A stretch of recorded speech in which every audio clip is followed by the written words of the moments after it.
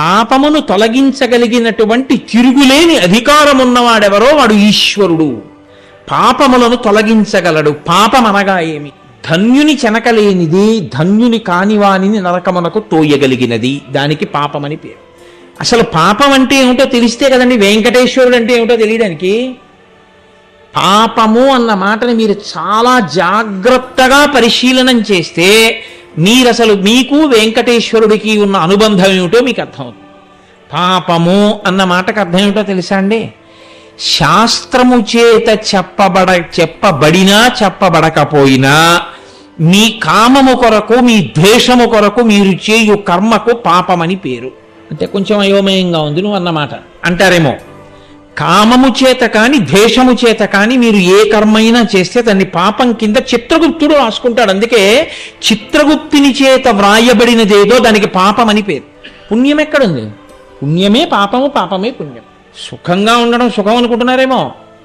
దుఃఖము యొక్క క్రీనీడ అది. అది ఆగగానే ఏడుపు వస్తుంది. ఏది మీరు కోరికతో చేస్తారో, ఏది మీరు ద్వేషంతో చేస్తారో దానికే పాపమని పేరు. ఆ పుణ్య పాప అన్న రెండు మాటలకి కట్టుబడిపోకుండా, దొరికిపోకుండా, రాగద్వేషములకు అతీతంగా నిలబడి శాస్త్రమును ప్రమాణముగా పెట్టుకుని నువ్వు క్రియాచరణము చెయ్యగలగాలి. కలియుగంలో అలా చెయ్యడం సాధ్యమవుతోందా?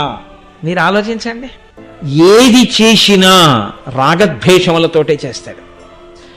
చేస్తే ప్రీతి, లేకపోతే అప్రీతి, ఈ రెండిటితోనే చేస్తాడు. అందుకే పాపము. కాబట్టి కలియుగము అన్న దాంట్లో కలి యొక్క లక్షణమేమి అనగా విశేషమైనటువంటి పాపకర్మ వైపుకి తీసుకెడుతుంటాడు.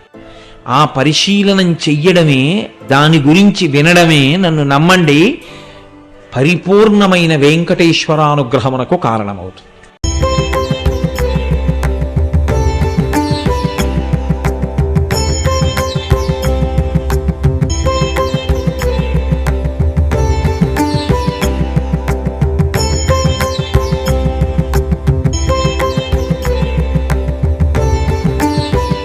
వెంకటేశ్వర స్వామి వారి యొక్క వైభవం గురించి, ఆ అవతార ప్రాశస్త్యం గురించే మనం మాట్లాడుకోవడం సమంజసంగా ఉంటుంది. శ్రీ వెంకటేశ్వర ఈ పేరు పరిచయం లేని వాళ్ళు ప్రపంచంలో ఉండరు. ఎందుకంటే అంతటి మహానుభావుడు, ఆపదముక్కులవాడు, ఏడుకొండలవాడ వెంకటరమణ గోవింద గోవింద ఈ మాట అనకుండా అసలు ఎవ్వరి జీవితము తెల్లవారదు. అందరూ ఈ మాట అంటారు. అది వెంకటేశ్వరావతారము అని మనం పిలుస్తాం. అవతారము అన్న మాట సరిగ్గా అర్థమైతే ఏ స్వామివారి తత్వమైనా మనకి బాగా అర్థమయ్యేటటువంటి అవకాశం ఉంటుంది. అవతారము అన్న మాట మనం తరచుగా వాడుతుంటాం. రామావతారం, కృష్ణావతారం, పరశురామావతారం, వామనావతారం, ఇలా ఆ మూర్తి ఏ పేరు చేత పిలవబడింది అన్నది చెప్పి చివర అవతారము అని ఒక మాట వాడతాం. అవతారం అనగా ఏమి అంటే తార, ఈ మాట మీరు వినుంటారు. తార, తారాస్థితి అని, తారాస్థితిలో పాడుతున్నారండి అంటారు. అంటే బాగా పైకి ఉన్నటువంటి స్థితి. అది ఎంత పైకి అంటే అంత పైకి ఉన్న కారణం చేత మీ మాంసనేత్రముల చేత మీకు దర్శనము కానటువంటి స్థితి, మీకు అనుభవైక వీజ్యము కానటువంటి స్థితి, మీరు అర్చన చెయ్యడం సాధ్యం కానటువంటి స్థితి, మీరు కేవలము ధ్యానమునందు మాత్రమే దర్శించగలిగినటువంటి స్థితి, అది తారాస్థితి అంటారు. అంటే బాగా పైన ఉన్నటువంటి స్థితి. అంత పైన ఉన్నటువంటి స్థితిలో ఉన్నటువంటి పరమేశ్వరుడు మన కొరకు అందుబాటులోకి రావడం కోసం బాగా కిందికి దిగి వచ్చాడనుకోండి, అప్పుడు అవతారము అంటారు. తారాస్థితి, దానికి వ్యతిరేక పదం అవతార. అంటే అసలు కన్నులతో చూడడానికి వీలు లేనటువంటి పరమాత్మ యొక్క స్వరూపం ఈ మాంసనేత్రములకు గోచరమవుతుంది. అది ఎంత చిన్నపిల్లవాడు కానివ్వండి, ఎంత అమాయకుడు కానివ్వండి, జానపదులే కానివ్వండి, ఎవరైనా ఆయన యొక్క రూపాన్ని దర్శనం చేసి తరించవచ్చు, ఆయనని చేతులతో స్పృశించవచ్చు. అంటే ఆ అధికారము కలిగినటువంటి వారు. ఆయన మెడలో ఒక పుష్పమాల వేస్తుండగా చూడవచ్చు, ఆయనకి అర్చన జరుగుతుండగా మనం దర్శనం చెయ్యవచ్చు. ఈ స్థితికి ఈశ్వరుడు కిందకి దిగి వస్తే దాన్ని అవతారము అని పిలుస్తారు. అలా అవతారమునకు ముందున్న స్థితి అజాయమానో బహుధా విజాయతే అంటుంది శృతి. అంటే అసలు అలా కిందకి రావలసిన అవసరం లేనివాడు, ఈ మాంసనేత్రమునకు గోచరము కావలసినటువంటి అవసరము లేనివాడు ఈ మాంసనేత్రమునకు కనపడేటట్టుగా కిందికి దిగి వస్తూ ఉంటాడు. అలా ఆయన అనేక పర్యాయములు వచ్చాడు. అసలు నిజమునకు ఆయన స్థితి అది కాదు, కానీ ఆయన అలా కిందకు వస్తూ ఉంటాడు. ఎందుకు వస్తాను అన్నదానికి ఆయనే చెప్పాడు. పరిత్రాణాయ సాధూనాం వినాశాయ చ దుష్కృతాం ధర్మ సంస్థాపనార్థాయ సంభవామి యుగే యుగే. నేను నన్ను ఒక రూపంతో చూడాలనుకున్న వారి యొక్క కోరిక తీర్చడం కోసం, ధర్మాన్ని ఎవరు పాడు చేద్దామనుకుంటున్నారో అటువంటి వారిని శరీరముతో ఉండకుండా చేసి మళ్ళీ ధర్మాన్ని కాపాడడం కోసం, వాళ్ళకంటూ శరీరం ఉండబట్టి కదా వాళ్ళు ధర్మాన్ని పాడు చేయగలరు. కాబట్టి ఆ శరీరం తీసేస్తే ఇంక ఇప్పుడు వాళ్ళు ధర్మం జోలికి రాలేరు. కాబట్టి వాళ్ళని తుదముట్టించుట కొరకు నేను అవతారమును స్వీకరిస్తూ ఉంటాను ప్రతి యుగమునందు. అలా ఆయన చాలా అవతారాలు తీసుకున్నాడు. చాలా అవతారాలు తీసుకున్నాడు అన్నప్పుడల్లా మీరు ఒక్కటే గుర్తుపెట్టుకోవాలి, ఆయన పైనుంచి కిందకి దిగి వచ్చాడు అని. ఎన్ని మాటలు కిందకి దిగొచ్చాడు నిజానికి లెక్క కట్టడం కష్టం. చాలా మాటలు కిందకి దిగొచ్చాడు. కానీ మనం ప్రధానంగా చెప్పేవి వేదోద్ధారణ మందరాభరణ పృథ్వీధర్మ నిర్మాణ ప్రహ్లాదత్రాణ బలి ప్రతారణ నృపాహంకార నిర్వాపన వైదేహీ రమణ ధనంజయ జయ వ్యాపార పారీణ క్షోణీ దివ్యత్కరుణ తమోహరణ తండ్రి వెంకటేశ ప్రభో అని దశావతారములను చెప్తాం. 10 అవతారాలు. ఇందులో 10 అవతారములుగా ఈశ్వరుడు దిగి వచ్చినప్పుడల్లా ఆయన చేసే పని ఒకటే, ఈ భూమిని కాపాడడం. భూమిని కాపాడడం అన్న మాట అన్నప్పుడల్లా మీరు ఒకటి జ్ఞాపకం పెట్టుకోవాలి, ఐశ్వర్యం అంతా ఎక్కడ ఉంటుందంటే ఈ భూమి ఎందే ఉంటుంది. అందుకే దీనికి వసుధ అని ఒక పేరు. వసుధ అంటే ఐశ్వర్యమును కలిగి ఉన్నది అని. ఇందులోనే కదండి పంట పండాలన్నా ఇందులోనే, బంగారం దొరకాలన్నా ఇందులోనే, రాగి దొరకాలన్నా ఇందులోనే, ఇనుము దొరకాలన్నా ఇందులోనే, పెట్రోల్ దొరకాలన్నా ఇందులోనే. కాబట్టి ఇది వసుధ.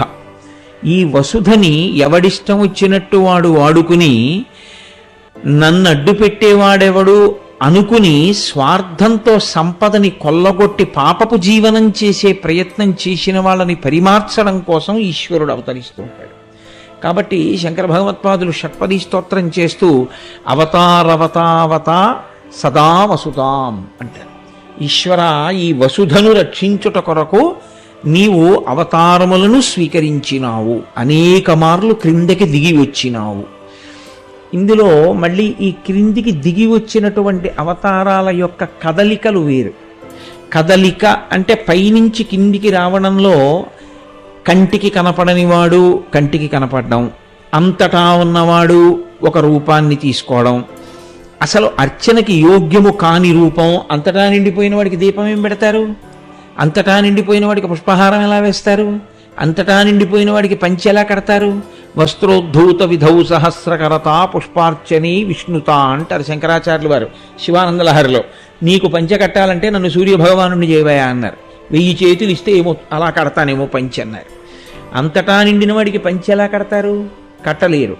కాబట్టి అంతటా నిండినవాడు, ఒక్కచోట ఉన్నవాడు, అసలు ఈ కంటికి దొరకనివాడు ఇప్పుడు దొరుకుతున్నవాడు, ఎంతవరకున్నాడో చెప్పలేని స్థితిలో ఉన్నవాడు, ఒక గర్భాలయమునందు పట్టినవాడు, అన్ని వ్యతిరేకమే. అంతగా కిందికి దిగి వచ్చేటప్పుడు కదలిక ఉంటుంది కదండి. కదలిక అంటే దాన్ని మీకు తేలికగా చెప్పాలంటే మేనిఫెస్టేషన్ అన్న మాట సరిపోతుంది. అంటే ఆయన అంతటా ఉన్నవాడు ఒక రూపంగా వచ్చి అలా దిగి నిలబడడం, ఇది కదలిక ఉంటుంది. అక్కడి నుంచి కదలి ఒక్క రూపంలోకి మారుతాడు ఆయన. ఇలా మారడానికి ఆ కదలికకి ఒక కారణం ఉంటుంది. ఆ కారణం లేకుండా అలా కదలడు ఆయన. ఏదో ఒక కారణం ఉంటేనే అలా కదులుతాడు. అలా కదలడం అన్న మాటను మీరు బాగా పట్టుకుంటున్నారో నేను మళ్ళీ చెప్తున్నాను. అసలు ఏ కంటికి కనపడని వాడు ఒక కంటికి కనపడేటట్టు, ఏ తల్లి కడుపున పుట్టని వాడు ఒక తల్లి కడుపున పుట్టినట్టు, ఎవరి చేత ఏ రకంగానో ఆరాధనకి సౌలభ్యం కానివాడు సులభుడైనట్టు, ఇలా దిగి వచ్చేటటువంటి క్రమంలో ఒక కదలిక ఉంటుంది. మొదటి కదలిక, ఆ కదలికతో ఆయన అలా లోకంలో అనుగ్రహించి దిగి వచ్చి కనపడతాడు. దీన్ని అవతార స్వీకారము అని పిలుస్తారు. ఈ ప్రతి కదలిక ప్రారంభ కాలమునకు ఒక కారణం ఉంటుంది. ఆ కారణం లేకుండా ఆయన కదలడం. అది మీకు తెలియకపోవచ్చు, నాకు తెలియకపోవచ్చు. కానీ ఈశ్వరుడు ఏ కారణానికి అవతరిస్తూ ఉంటాడు అన్నది చెప్తూ ఉంటాడు వ్యాస భగవానుడు పురాణములయందు. అదే పురాణంలో ఆయన అవతార స్వీకార ఘట్టాలుగా వస్తాయి. దాన్ని మీరు చాలా జాగ్రత్తగా పరిశీలనం చేస్తే మీకు అందులోంచి కొన్ని రహస్యములు అందుతాయి. దశావతారములు ఒకెత్తు, మళ్ళీ ఇందులో యుగాలకి అనుసంధానం చేస్తూ ఒక మాట చెప్తారు.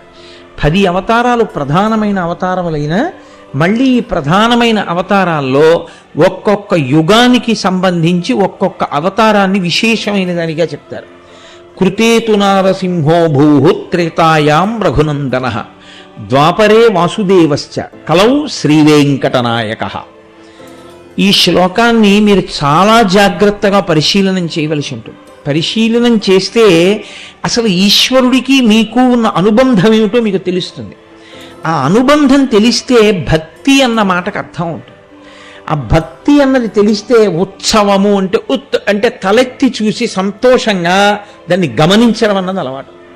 అసలు ఈ భావన లేదనుకోండి, అసలు లోపల అటువంటి తంత్రులు అల్లుకోలేదనుకోండి, అది యాంత్రికంగా ఉంటుంది. అది చేసే పని దాని యందు మనసు మగ్నమై చెయ్యడం అన్నది కుదరదు. అందుకే కృతేతు నారసింహో భూః త్రేతాయాం రఘునందనః.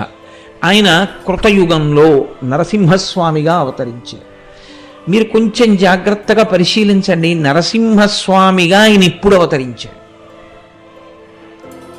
హిరణ్యకశిపుడు తపస్సు చేసినప్పుడు ఆయన అవతరించలేదు. నేను చావు లేకుండా ఉండాలి అన్నప్పుడు ఆయన కనపడలేదు. నేను ఇలాగే చచ్చిపోతాను అని ఆయనే కోరుకున్నాడు హిరణ్యకశిపుడు. అలా కోరుకున్నప్పుడు ఆయన కనపడలేదు. ఆయన కడుపున ఓ కొడుకు పుట్టాడు, హిరణ్యకశిపుని యొక్క కడుపున. ఆ పుట్టినటువంటి పిల్లవాడు ఎంత చంపేద్దామనుకున్న తండ్రి చావు లేనివాడు అయ్యాడు. అది విచిత్రం. హిరణ్యకశిపుడు నాకు చావొద్దన్నాడు. అది కుదరదయా, ఇంకేమైనా కోరుకో. ఏదో ఇలా చచ్చిపోతాను. గాలిన్ కుంభిని అగ్ని అంబువుల ఆకాశస్థలిన్ దిక్కులన్ రేలన్ ఘస్రమలన్ తమ ప్రబల భూరిగ్రాహ వ్యాళాదిత్య నరాది జంతు కలహ వ్యాప్తిన్ సమస్త్రాస్త్ర శస్త్రాళిన్ మృత్యువులీని జీవనము లోకాధీశ ఇప్పించవే. అవన్నీ మీరు విన్నవే. చాలా రాక్షసుల కోరికలు చాలా ఆశ్చర్యంగా ఉంటాయి. ఇంట్లో చచ్చిపోకూడదు, బయట చచ్చిపోకూడదు, పైన చచ్చిపోకూడదు, కింద చచ్చిపోకూడదు, రాత్రి చచ్చిపోకూడదు, పగల చచ్చిపోకూడదు, ప్రాణం ఉన్న దాంతో చచ్చిపోకూడదు, ప్రాణం లేని దాంతో చచ్చిపోకూడదు, ఇంట్లో చచ్చిపోకూడదు, బయట చచ్చిపోకూడదు, మనిషి చేతిలో చచ్చిపోకూడదు, మృగం చేతిలో చచ్చిపోకూడదు. ఆయన అన్నాడు బ్రహ్మగారు తథాస్తు. అంటే ఇప్పుడు ఈయన అనుకున్నాడు ఈయనను చంపేవాడు ఎవరని. నీకే ఇన్ని ఆలోచనలుంటే నిన్ను పుట్టించిన వాడికి ఎన్ని ఆలోచనలు ఉంటాయి. ఆయన రాలేడిలా. కానీ మీరు ఒకటి గమనించండి, హిరణ్యకశిపుడు ఇలా వరం కోరుకోగానే అలా నరసింహస్వామిగా వచ్చి ఆయన చంపేయగలడు కదండి. చంపేయాలి అనుకుంటే నరసింహావతారం ఎప్పుడో రావక్కర్లేదు, వెంటనే వచ్చి ఈ కోరిక కోరుకుని స్వస్తి అని బ్రహ్మగారు అక్షతలేయగానే అట్నుంచి నరసింహావతారం వచ్చి వీడిని చంపేయచ్చు. కానీ వచ్చాడా? అలా రాలేదండి. హిరణ్యకశిపుడు ఎంత పాపజీవనం చెయ్యాలో అంత పాపజీవనము చేశాడు, ఊరుకున్నాడు. పరమభక్తుడైనటువంటి తన కడుపున పుట్టినటువంటి కొడుకు మీద పగ పెంచుకున్నాడు. పగ పెంచుకుని ఆ పిల్లవాడిని చంపేస్తానన్నాడు. ఒక్కటే కారణం, శ్రీమన్నారాయణుడికి నమస్కరిస్తున్నాడు, చంపేస్తాను.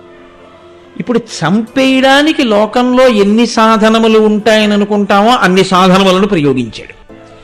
విషం పెట్టాడు, ఏనుగులతో తొక్కించాడు, పర్వతాల మీద కిందికి దోశాడు, అగ్నిగుండాల్లో పడేశాడు, పావులతో కరిపించాడు, గదలతో మోదించాడు, శూలాలతో పొడిపించాడు. ఈ పిల్లవాడు చావలేదు. అరే ఈ పిల్లవాడు ఎలా చచ్చిపోతాడని చావు లేకుండా ఉండాలని వరం కోరుకున్నవాడు బెగ్గబెట్టుకున్నాడు. అది విచిత్రం. ఎలా బ్రతుకుతున్నాడు ఆ పిల్లాడు? భక్తితో బ్రతుకుతున్నాడు. భక్తితో బ్రతికిన కారణం చేత చావు రాలేదు. భక్తితో బ్రతికినప్పుడు అన్న మాటని మీరు ఒకటి అర్థం చేసుకోవాలి చాలా జాగ్రత్తగా.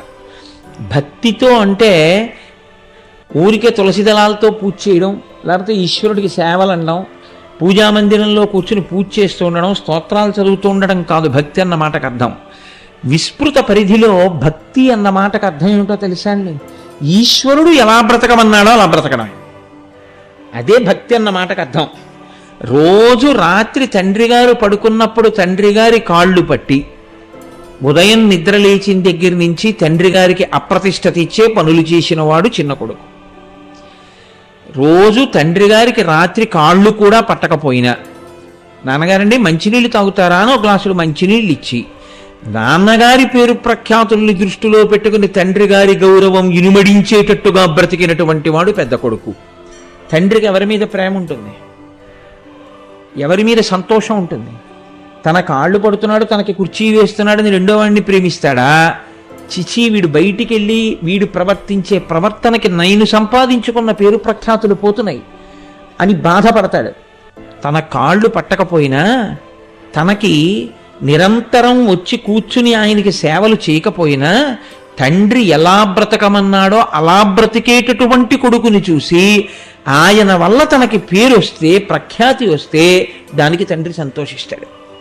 భక్తి అన్న మాటకు అర్థం ఈశ్వరుని చేత మనకు అందియబడినటువంటి వేదము మనని ఎలా బ్రతకమందో అలా బ్రతకడమే భక్తి.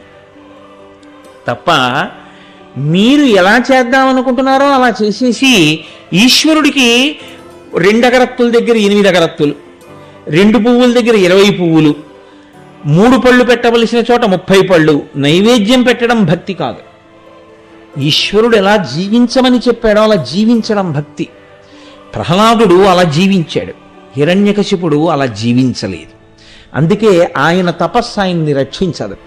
ఈయన ఏ తపస్సు చెయ్యక్కర్లేదు, ఈయన భక్తి ఇన్ని కాపాడుతుంది. ఈ భక్తి అన్న మాటకి ఈశ్వరుడు ఎక్కడ లొంగిపోతాడో అప్పుడు ఆయన ఒక రూపాన్ని తీసుకొని వస్తాడు. దాని ప్రధాన ప్రయోజనం హిరణ్యకశిపుడిని సంహరించడం కాదు. ఆయన ఎలా వస్తే హిరణ్యకశిపుడు చచ్చిపోతాడో ఆయన వరం కోరినప్పుడే ఈశ్వరుడికి తెలుసు. పగలు కాదు, రాత్రి కాదు, అసుర సంధ్య వేళ, ఇంట్లో కాదు, బయట కాదు, గడప మీద, పైన కాదు, కింద కాదు, తన తొడల మీద, నరుడు కాదు, మృగం కాదు, నరసింహావతారం, బతికున్నవి కాదు, మరణించినవి కావు, పెరుగుతుంటాయి, బతికున్నాయి, కోసేస్తే బాధ లేదు, గోళ్ళు. కాబట్టి ఇలా చచ్చిపోతాడు అని ఆయన అడిగిన వరంలో ఉంది సమాధానం.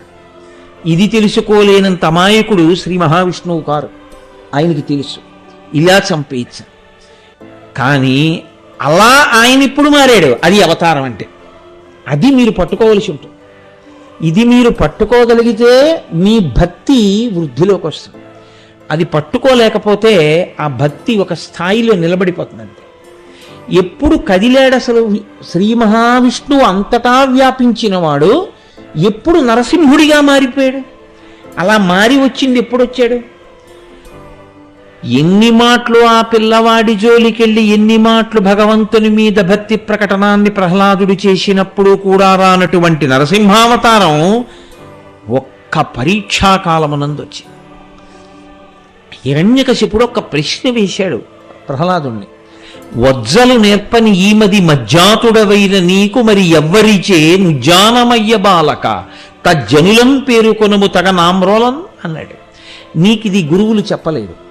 చెప్పకుండా నీకు పరమేశ్వరుడు ఒకడున్నాడని, వాడు సర్వవ్యాపి అని, వాడు రక్షిస్తాడని, వాడిని భజించాలని నీకెవరు చెప్పారు? నీకు ఎవరు చెప్పారో వాళ్ళ పేరు నాకు చెప్పన్నాడు. ఆయన అన్నాడు, అది చెప్పడానికి పేర్లు ఎందుకు నాన్న? ఈశ్వరానుగ్రహం ఉంటే అర్థమవుతుంది. ఈశ్వరానుగ్రహం లేకపోతే అంధేందూదయముల్ మహాబధిర శంఖారావముల్ మూక సద్గ్రంథాఖ్యానముల్, అలాగే ఏదో కృతఘ్నావళి బంధుత్వంబులు, క్రోడ సద్గంధంబుల్, ఇవన్నీ హరిభక్తి వర్జితుల వృధారిక్త సంసారముల్. భక్తి లేనటువంటి వాడి జీవితం అలా ఉంటుంది. కాబట్టి నాన్న, ఏదో పంది దగ్గర సువాసన పెట్టినట్టు, కృతజ్ఞుడైన వాడు బంధువైనట్టు, యజ్ఞం అంతా అయిపోయి పూర్ణాహుతి కూడా అయిపోయిన తర్వాత అందులో హవిస్సు వేసినట్టు, ఇలాంటి పనులు ఎలా ఉంటాయో భక్తి లేకుండా బతికే వాళ్ళ జీవితం అలా ఉంటుంది నాన్న అన్నాడు. అంటే ఆయన అన్నాడు, ఇన్ని చెప్తున్నావు కదా, ఎక్కడున్నాడు ఈశ్వరుడు అని అడిగాడు. ఆయన అన్నాడు, ఎక్కడున్నాడు ఈశ్వరుడు అని అడుగుతున్నావు, ఆ ప్రశ్న తప్పు. ఎక్కడు ఎక్కడ ఈశ్వరుడు లేడని అడుగు. అంతటా ఈశ్వరుడు నిండి ఉన్నాడు. ఎక్కడున్నాడు ఈశ్వరుడు ఏమిటి? కాబట్టి ఆ ప్రశ్న లేదు అసలు. ఎక్కడ లేడు ఈశ్వరుడు అనవలసి ఉంటుంది అంతే ఎవరైనా. అంతేకాని ఎక్కడున్నాడు ఈశ్వరుడు అని అడిగితే అది అర్థం లేని మాట. కాబట్టి ఇందుకలడందులేడని సందేహము వలదు చక్రి సర్వోపగతుండు ఎందెందు వెదకి చూచిన అందందే కలడు దానవాగ్రని వింటే. పిల్లవాడు తనకున్నటువంటి నమ్మకంతో, విశ్వాసంతో, ధైర్యంతో, భక్తితో చెప్పేశాడు. అందు అంటే నాన్న అంతటా ఉన్నాడు, నీకు చూసే కన్నుండాలి, కానీ ఆయన ఇక్కడున్నాడు అక్కడున్నాడు ఆయన అంతటా ఉన్నాడు అన్నాడు. ఇప్పుడు లేచాడు ఆయన సింహాసనంలోంచి. హరి సర్వాకృతులంకలండనుచు ప్రహ్లాదిండు భాషింప సత్వరుడై ఎందును లేడు లేడనుచు దైత్యుండు సుతుం తర్జింప శ్రీనరసింహాకృతి దాల్చనచ్యుతుడు నానాజంగమస్థావరోత్కర గర్భంబుల అంది దేశముల ఉద్దండ ప్రభావంబునన్నారు పోతనగారు. పిల్లాడంటున్నాడు అంతటా ఉన్నాడన్నాడు, అనగానే లేచాడు. వీడిప్పుడు దొరికాడు. అంతటా ఉన్నాడన్నాడుగా, అంతటా ఉన్నాడన్నప్పుడు అంతటా ఉన్నాడంటూ ఇందులో ఉన్నాడా అన్న చూపుడు వేలి తిప్పి ఆపితే నేను ఎక్కడ ఆపానో అక్కడ నాకు ఈశ్వరుణ్ణి చూపించాలి, అక్కడ సాకారం అవ్వాలి. ఇప్పుడు ఈశ్వరుడు పాలనిండా ఉన్నటువంటి నెయ్యి బాగా చిలికి వెన్న తీసి తోడు పెట్టి ఆ వెన్న తీసి దాన్ని అగ్నిహోత్రం మీద కరిగిస్తే నెయ్యగా మారి కనపడినట్టు అంతటా నిండినటువంటి ఈశ్వరుడు ఒక రూపాన్ని దాల్చాలి, కదలాలి. ఇప్పుడు ఇది కదలికంటే అవతారం అన్న మాటకు అర్థం అది. ఆయనకి తెలుసు నరసింహావతారంగా రావాలి. ఎందుకు రావాలి? హిరణ్యకశిపుడిని చంపడానికి. కనపడడం అంటూ జరిగితే హిరణ్యకశిపుడు ఉండడిగా. కనపడడం అంటూ జరిగితే హిరణ్యకశిపుడు లేడనుకుంటున్న వాడికి కనపడాలి. అసలు కనపడడం అంటూ జరగడం అన్నది ప్రహ్లాదుడి విషయంలో ఉండదు, ఎందుకంటే ఆయనకి ఎప్పుడూ కనపడుతున్నాడు అంతటా. కాబట్టి ఇప్పుడు ఆ వేలు ఎక్కడ పెడతాడో హిరణ్యకశిపుడు కదిలాడు. ఆయన వెంటనే ఎలా కదిలాడో తెలుసా అండి? అది భాగవతంలో గొప్ప ఘట్టం. నానాజంగమ స్థావరోత్కర గర్భంబుల అన్ని దేశములను దండ ప్రభావంబునన్. ఇది అది అని లేదు, ఈ విశ్వమంతటా ఒక పెద్ద నారసింహము నిండిపోయింది. అంతటా స్తంభాలలో, నేలలో, గాలిలో, ధూళిలో, అన్ని చోట్ల ఈ బ్రహ్మాండమే ఒక పెద్ద నారసింహము. ఇప్పుడు హిరణ్యకశిపుడి వేలెక్కడాగుతుందో అక్కడి నుంచి బయటికి వస్తాడు. కాబట్టి అంతటా నిండినవాడు నరసింహుడిగా మారిన క్షణం ఉందే అది అవతారము. ఇది ప్రకటనం అంటారు. ఇప్పుడు కనబడతాడు మాంసనేత్రానికి. ఎప్పుడు కనబడ్డాడు? ఇందులో ఉన్నాడా అన్నాడు. అనుమానమా అన్నాడు ప్రహ్లాదుడు. అంతే, గద పెట్టి ఒక్క దెబ్బ కొట్టాడు. ఎందుకని? ప్రహ్లాదుడు అయితే నమస్కారం పెడతాడు, ఆయన అయితే వైరభక్తి కదండి. ఇందులో ఉన్నాడంటే కొట్టాలి, యుద్ధం చేయాలి, కాబట్టి గద పెట్టి కొట్టాడు. వచ్చాడంతే బయటికి. ఇప్పుడు మీరు జాగ్రత్తగా పట్టుకోవాలి. ఎందుకు కదిలాడు ఈశ్వరుడు? హిరణ్యకశిపుడి కోసం కదిలాడా? ప్రహ్లాదుడి మాట నిజం చేయడం కోసం కదిలాడా? ప్రహ్లాదుడి మాట నిజం చేయడానికి కదిలాడు. తనని నమ్ముకున్న ఒక పిల్లవాడు అన్న మాట నిజం చెయ్యడానికి అంతటా నిండి నిబిడీకృతమైన ఈశ్వరుడు అంతటా నారసింహముగా నిండి ఒక స్తంభంలోంచి బయటికి వచ్చాడు. ఇదాయన కారుణ్యము, ఇదాయన దయ, భక్తుల పట్ల ఆయనకుండేటటువంటి ప్రీతి. ఆ ప్రీతికి అలా ఆవిష్కృతమవుతాడు. అందుకే భక్తుణ్ణి మించిన శక్తి లోకంలో ఇంకోటి ఉండదు. ఆయన మాటకి ఈశ్వరుడు కూడా వశుడైపోతాడంతే, లొంగిపోతాడు. ఇందుచేత ఆయన కారుణ్యమూర్తి. ఈశ్వర అన్న మాటలో అంతర్లీనమేమి పరమకారుణ్యమే. అంతటి దయ కలిగిన వాడు. ఆయనని మీరు నమ్మి ఉండగా, ఆయన చెప్పినట్లు మీరు బ్రతుకుతుండగా మిమ్మల్ని చెనకగలిగిన వాడు లోకంలో ఉండడు. కాబట్టి నరసింహావతారం ఈశ్వర కారుణ్యమును, భక్తుల యొక్క విశ్వాసమును నిరూపణం చేసింది. అవతారముగా ఎందుకు కదులుతాడో చూపించి స్పష్టంగా చూపించినటువంటి రూపం. వామనావతారంగా రాలేదా అండి అని మీరు అంటారేమో. వామనావతారంగా అమ్మ కడుపులోంచి అలా వచ్చేసాడు, అసలు ఓ పిల్లవాడిగా వచ్చేసాడు. ఇది అలా కాదు. ఈ రావడంలో ఒక గమ్మత్తుంది. అంతటా నిండినవాడు అకస్మాత్తుగా నరసింహుడయ్యాడు. కాబట్టి ఈ కారుణ్యమును ఆవిష్కరించుట, భక్తుల పట్ల ఆయనకున్నటువంటి దయని చూపించుట, అదే సమయంలో అనుషంగిక ప్రయోజనంగా ధర్మాన్ని పాడు చేసే వాళ్ళని నాశనం చెయ్యడం, ఇన్నింటిని ఏకకాలమునందు ఈశ్వరుడు ఎలా సాధిస్తాడు, ఆ కదలిక ఎలా ఉంటుందో చూపిస్తుంది నరసింహావతారం. కాబట్టి కృతేతు నారసింహో భూహుత్రేతాయాం రఘునందన. కృతయుగంలో నరసింహస్వామిగా వస్తే త్రేతాయుగంలో రామచంద్రమూర్తిగా వచ్చాడు. రామచంద్రమూర్తిగా ఎలా కనపడ్డాడు? ఎప్పుడు కనపడ్డాడు? అక్కడ ఒక భక్తుడి ప్రార్థనకు వచ్చాడు, ఇక్కడ ప్రార్థనకే వచ్చాడు. ఎవరి ప్రార్థనకు వచ్చాడో తెలుసా అండి? దశరథ మహారాజు గారు పుత్రకామేష్టి చేసుకుంటున్నారు. ఇప్పుడు వస్తారు దేవతలు, కానీ మన కంటికి కనపడరు, మనకు ఆ శక్తి పోయింది ఉపాసన లేక. కానీ ఆనాడు దేవతల్ని చూసేవాళ్ళు ప్రత్యక్షంగా ప్రజలు వచ్చి వాళ్ళ సభలో కూర్చున్నారు. బ్రహ్మగారు కూడా వచ్చి కూర్చున్నారు. పెద్ద ఆయన వస్తే మరి కష్టాలు చెప్పుకోవద్దు. కాబట్టి వాళ్ళు అన్నారు, నైనం సూర్య ప్రతిపతి పార్శ్వే న మారుత చిలోర్మిమాలీతం దృష్ట్వా సముద్రోపి న కంపతే. అది వాళ్ళు చెప్పిన మాట. వాళ్ళు అన్నారు, రావణాసురుడు తిరుగుతుండగా సూర్యుడు గట్టిగా ప్రకాశించకూడదు. ఆయన అంతఃపురంలో ఉన్నాడు, ఆయన బాగా రోహిణీకార్తి చూపించవచ్చు. రావణుడు బయటికి వచ్చాడు, హేమంత ఋతువులో ఉండాలంతే. నైనం సూర్య గట్టిగా ఆయన ప్రకాశించకూడదు.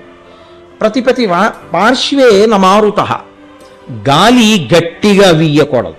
ఆయన ఉత్తరీయం కదిలిందనుకోండి, వాయువు యొక్క ఉద్ధతి ఏమి అని అడుగుతాడు ఆయన.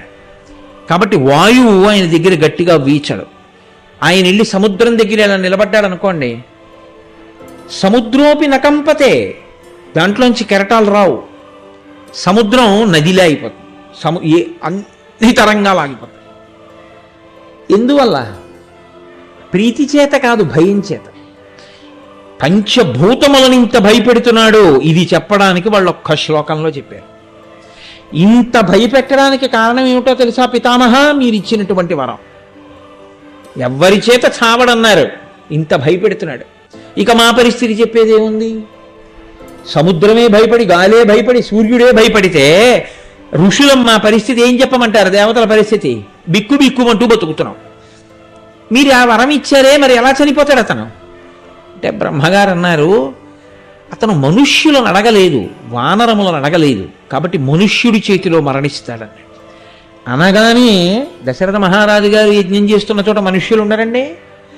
మనుష్యుడు చంపుతాడు అనగానే ఏ మనిషి అయినా లేచి అయితే నేను చంపేస్తానండి. నిజంగా చంపగలడా? మనుష్యుడైనంత మాత్రం చేత చంపలేడు. ఎక్కడి రావణుడు, ఎక్కడి తేజస్సు. కాబట్టి ఎక్కడ తొందరపడి వీళ్ళు విడిపోతారో, రావణుడి చేతిలో మరణిస్తారోనని ఎవ్వరూ అడగకపోయినా వీళ్ళు చెప్పుకున్న బాధలు చూసి కరిగిపోయిన హృదయము కలిగిన వాడై, ఏ తస్మిన్నంతరే విష్ణు రూపయాతో మహాద్యుతి శంఖచక్రగదాపాణి పీతవాస జగత్పతి. అంతటా నిండిపోయినటువంటి విష్ణువు ఒక్కసారి ఒక రూపాన్ని తీసుకుని సభలోకి దిగారు. అది అవతారం. కనపడ్డారు కంటికి. సశంఖ చక్రం సకిరీట కుండలం సపీత వస్త్రం సరసీరుహేక్షణం సహార వక్షస్థలశోభి కౌస్తుభం నమామి విష్ణుం శిరసా చతుర్భుజం. ఆయన శంఖచక్ర గదా పద్మములతో కూడిన 4 భుజములు కలిగిన వాడై వనమాల ఆ కౌస్తుభము మొదలైనటువంటి అలంకారములతో శ్రీవత్సం అనేటటువంటి పుట్టుమచ్చతో పచ్చటి పట్టుపంచ కట్టుకున్నవాడై కోటి సూర్యుల ప్రభాభాస పగిది ఆ సభామంటపంలోకి వచ్చి నిలబడ్డాడు. అంతటా నిండినవాడు రూపుగా వచ్చి అక్కడ నిలబడ్డాడు. నిలబడి వెంటనే ఆయన అన్నాడు, మీరు తొందరపడక, ఎవ్వరూ వెళ్ళక్కర్లేదు. హత్వా క్రూరం దురాత్మానం దేవర్షీణాం భయావహన్ దశవర్ష సహస్రాణి దశవర్ష శతాని చ. నేను రాజ్యాన్ని పాలిస్తాను. నేను రావణుణ్ణి చంపేస్తాను. ఎందుకు చంపేస్తానో తెలుసా? క్రూరం దురాత్మానం, కారణం లేకుండా చంపడాయన. క్రూరుడయ్యాడు, దురాత్ముడయ్యాడు. దేవర్షీణాం భయావహం, ఆయన ఋషుల్ని భయపెడుతున్నాడు, దేవతల్ని భయపెడుతున్నాడు. వాళ్ళు నన్ను నమ్ముకుని బతుకుతున్న వాళ్ళు, వేదాన్ని నమ్ముకుని బతుకుతున్న వాళ్ళు. నన్ను నమ్మి వేదాన్ని నమ్మి బ్రతుకుతున్న వాడి జోలికి వెళ్ళినటువంటి వాడు నా చేతిలో మడిసిపోవలసిందే. నా భక్తుణ్ణి రక్షించడానికి నేను రావలసిందే. కాబట్టి వస్తాను. వచ్చి చంపి వెళ్ళిపోను. దశవర్ష సహస్రాణి దశవర్ష శతానిచ. మనుష్యుడంటే పనికి మాలిన వాడు అనుకుని కదా వరం అడగలేదు. అసలు మనుష్యుడి చేతిలో చావకుండా ఉంటానని. వాడెంతటి వాడని కదా వదిలేశాడు.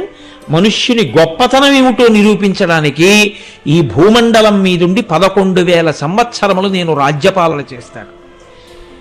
ఏమి ఎవరన్నా అడిగారు ఆయన్ని? అయ్యా మీరు భూమి మీద ఉండండి, రాజుగా ఉండండి, నరుడుగా ఉండండి, భార్యని స్వీకరించండి, బిడ్డల్ని కనండి, వాళ్ళకి పట్టాభిషేకం చేయించండి, 11,000 సంవత్సరాలు పరిపాలన చేయండి, మనుష్యుల యొక్క గౌరవం ఏమిటో లోకంలో ఆవిష్కరింపచేయండి అని ఎవరైనా అడిగారా? ఎవరు అడగలేదు.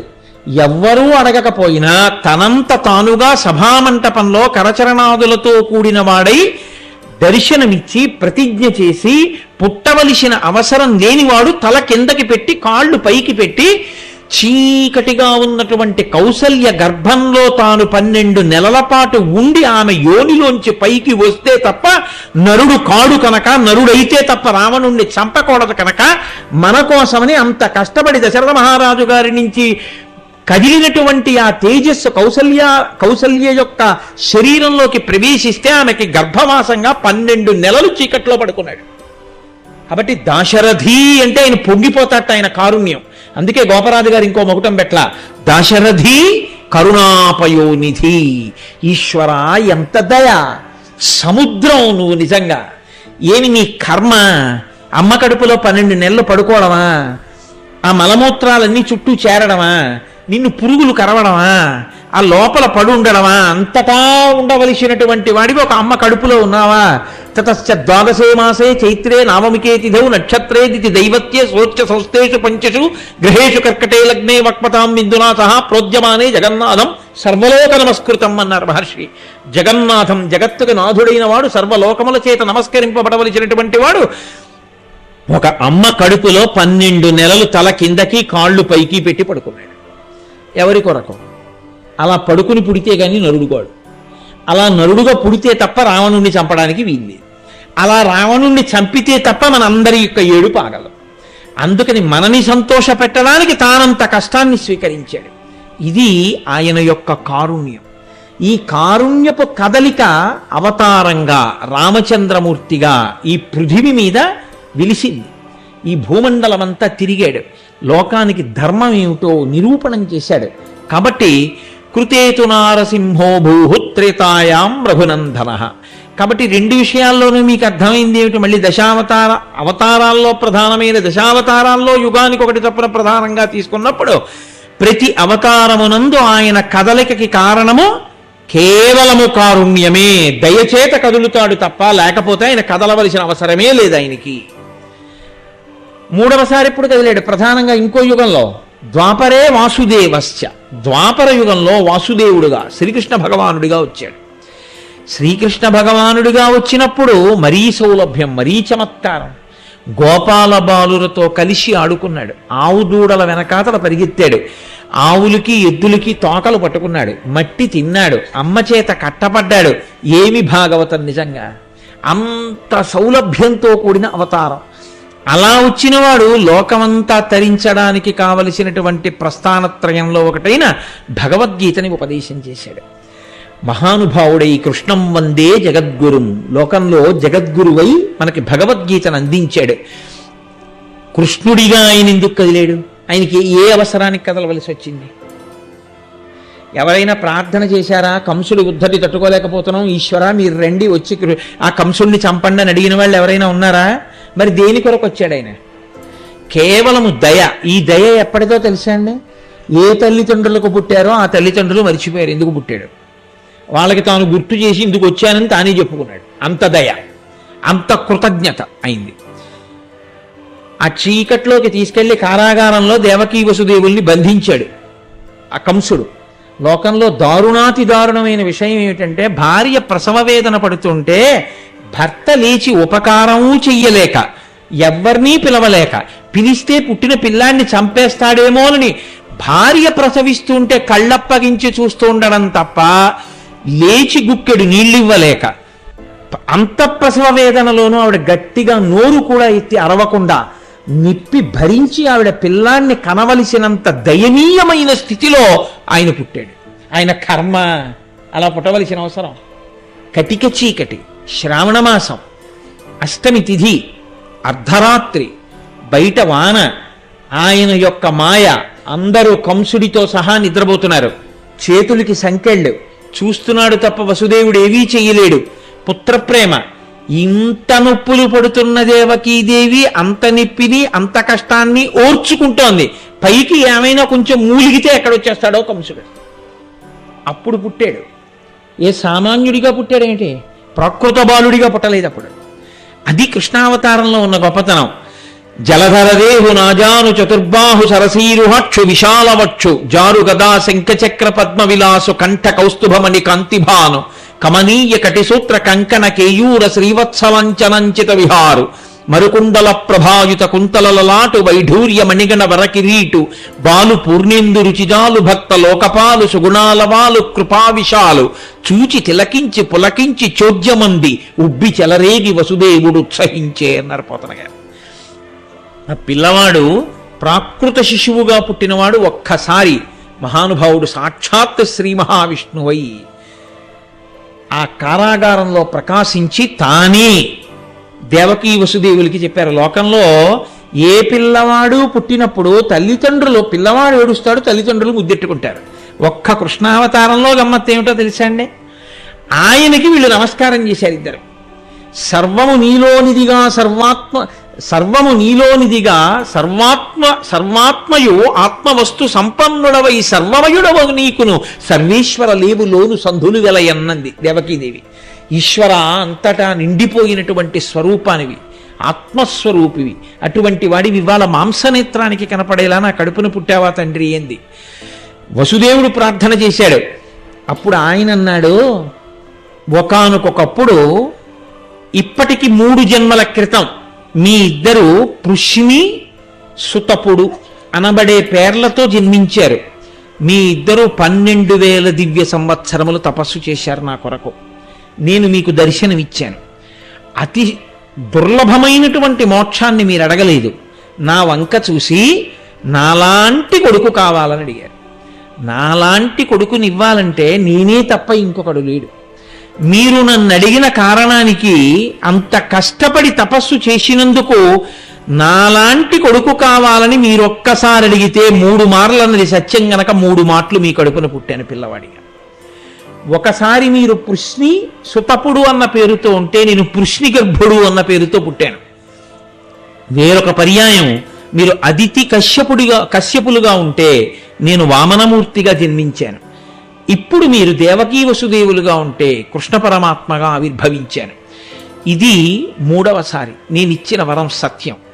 ఈసారి మీరు ప్రేమ చేతనో కొడుకనో మీ మనసుని నా దగ్గర పెట్టి నన్నే స్మరణ చేసిన కారణం చేత ఇక మీకు కూడా ఇదే చిట్ట చివరి జన్మ, మీరు నాలో కలిసిపోతారు అని ప్రకృత శిశువు అయిపోయి వసుదేవుడితో చెప్పాడు, నన్ను ఇలా తీసుకెళ్ళు అన్నాడు. యమున దాటించాడు. ఆ శౌరికి తెరవసగను ప్రకాశోద్దత తుంగ భంగ కలిత ధరా సాకాశయకు యమున పూర్వము సీతేశునకు పయోధి త్రోవ ఇచ్చిన భంగిన్.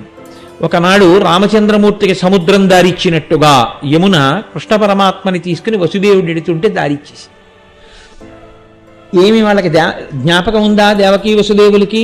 ఈ పుట్టిన పిల్లాడు శ్రీ మహావిష్ణువు అని వాళ్ళకి జ్ఞాపకం లేదు. వాళ్ళకి జ్ఞాపకం లేకపోయినా తను జ్ఞాపకం చేశాడు. శ్రీ మహావిష్ణువుగా దర్శనమిచ్చాడు, తల్లిదండ్రుల్ని కాపాడాడు. ఇది 3వ జన్మ అన్నాడు. మీరు తపస్సు చేసినందుకు 3వసారి ఆవిర్భవించాను అన్నాడు. ఇప్పుడు మీరు గమనించండి, 3 సార్లు ఆయన కదలడానికి కారణం వాళ్ళు చేసిన ఒక్క తపస్సుకి, ఒక్క వరానికి 3 మాటలు ఆయన అలా పుట్టవలసిన అవసరం ఆయనకుందా? కానీ కారుణ్యం. కాబట్టి ఈశ్వరుని కదలికలో అవతారము అంటే క్రిందికి దిగి వచ్చుట. ఎప్పుడెప్పుడు అలా దిగొచ్చినా అందులో ఉండేది దయ మాత్రమే. దయచేత కదులుతాడు. తర్వాత అనుషంగిక ప్రయోజనం వేరే ఉంటుంది. ఆ కృష్ణ పరమాత్మగానే కౌరవుల వధకి కారణమయ్యాడు. ఆ కృష్ణ పరమాత్మగానే రాక్షస సంహారానికి కారణమయ్యాడు. ఆ కృష్ణ పరమాత్మగానే జగదాచార్యుడై భగవద్గీత ఆవిర్భావానికి కారణమయ్యాడు. ఆ కృష్ణ పరమాత్మగానే భక్తులైనటువంటి అర్జునాదులను ఉద్ధరించాడు. కానీ ప్రధాన ప్రయోజనం మాత్రం కృష్ణ పరమాత్మగా ఆయన ఆవిర్భవించడం అత్యంత దయతో. తన గురించి తపస్సు చేసినటువంటి ఆ పృశ్ని సుతపుడు వీళ్ళిద్దరి కోరిక తీర్చడానికి వాళ్ళకి జన్మల తర్వాత విస్మృతి కలిగిన జ్ఞాపకం చేసి మరీ వచ్చాడు. కాబట్టి ఆయన కృతయుగంలో నరసింహుడిగా వచ్చినా, త్రేతాయుగంలో రామచంద్రమూర్తిగా వచ్చినా, ద్వాపర యుగంలో కృష్ణ భగవానుడిగా వచ్చినా ఆయన కదలికకి కారణం మాత్రం దయా. తర్వాత కదలికలు ఉంటాయి, ఇంకా అనేక కదలికలు ఉంటాయి అవతారంలో.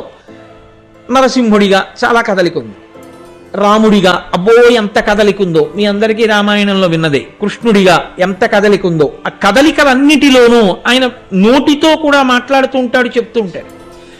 రాముడిగా ఎంతో ప్రబోధం ఉంది, ఆయన మాట్లాడినటువంటి విషయాలు అనేక ఉన్నాయి. రామో దీర్ణాభిభాషతే, ఆ మాట ఒక్కటి చాలు. నాకు 2 మాటలు తెలియవమ్మా అన్నాడే. నేను ఏకపత్ని వ్రతుణ్ణి అన్నాడు. మనుష్యులు ఎలా బ్రతకాలో ఆయన నేర్పి చూపించాడు, అలా మాట్లాడి చూపించాడు. కృష్ణుడు సరే భగవద్గీతనే ఉపదేశం చేశాడు.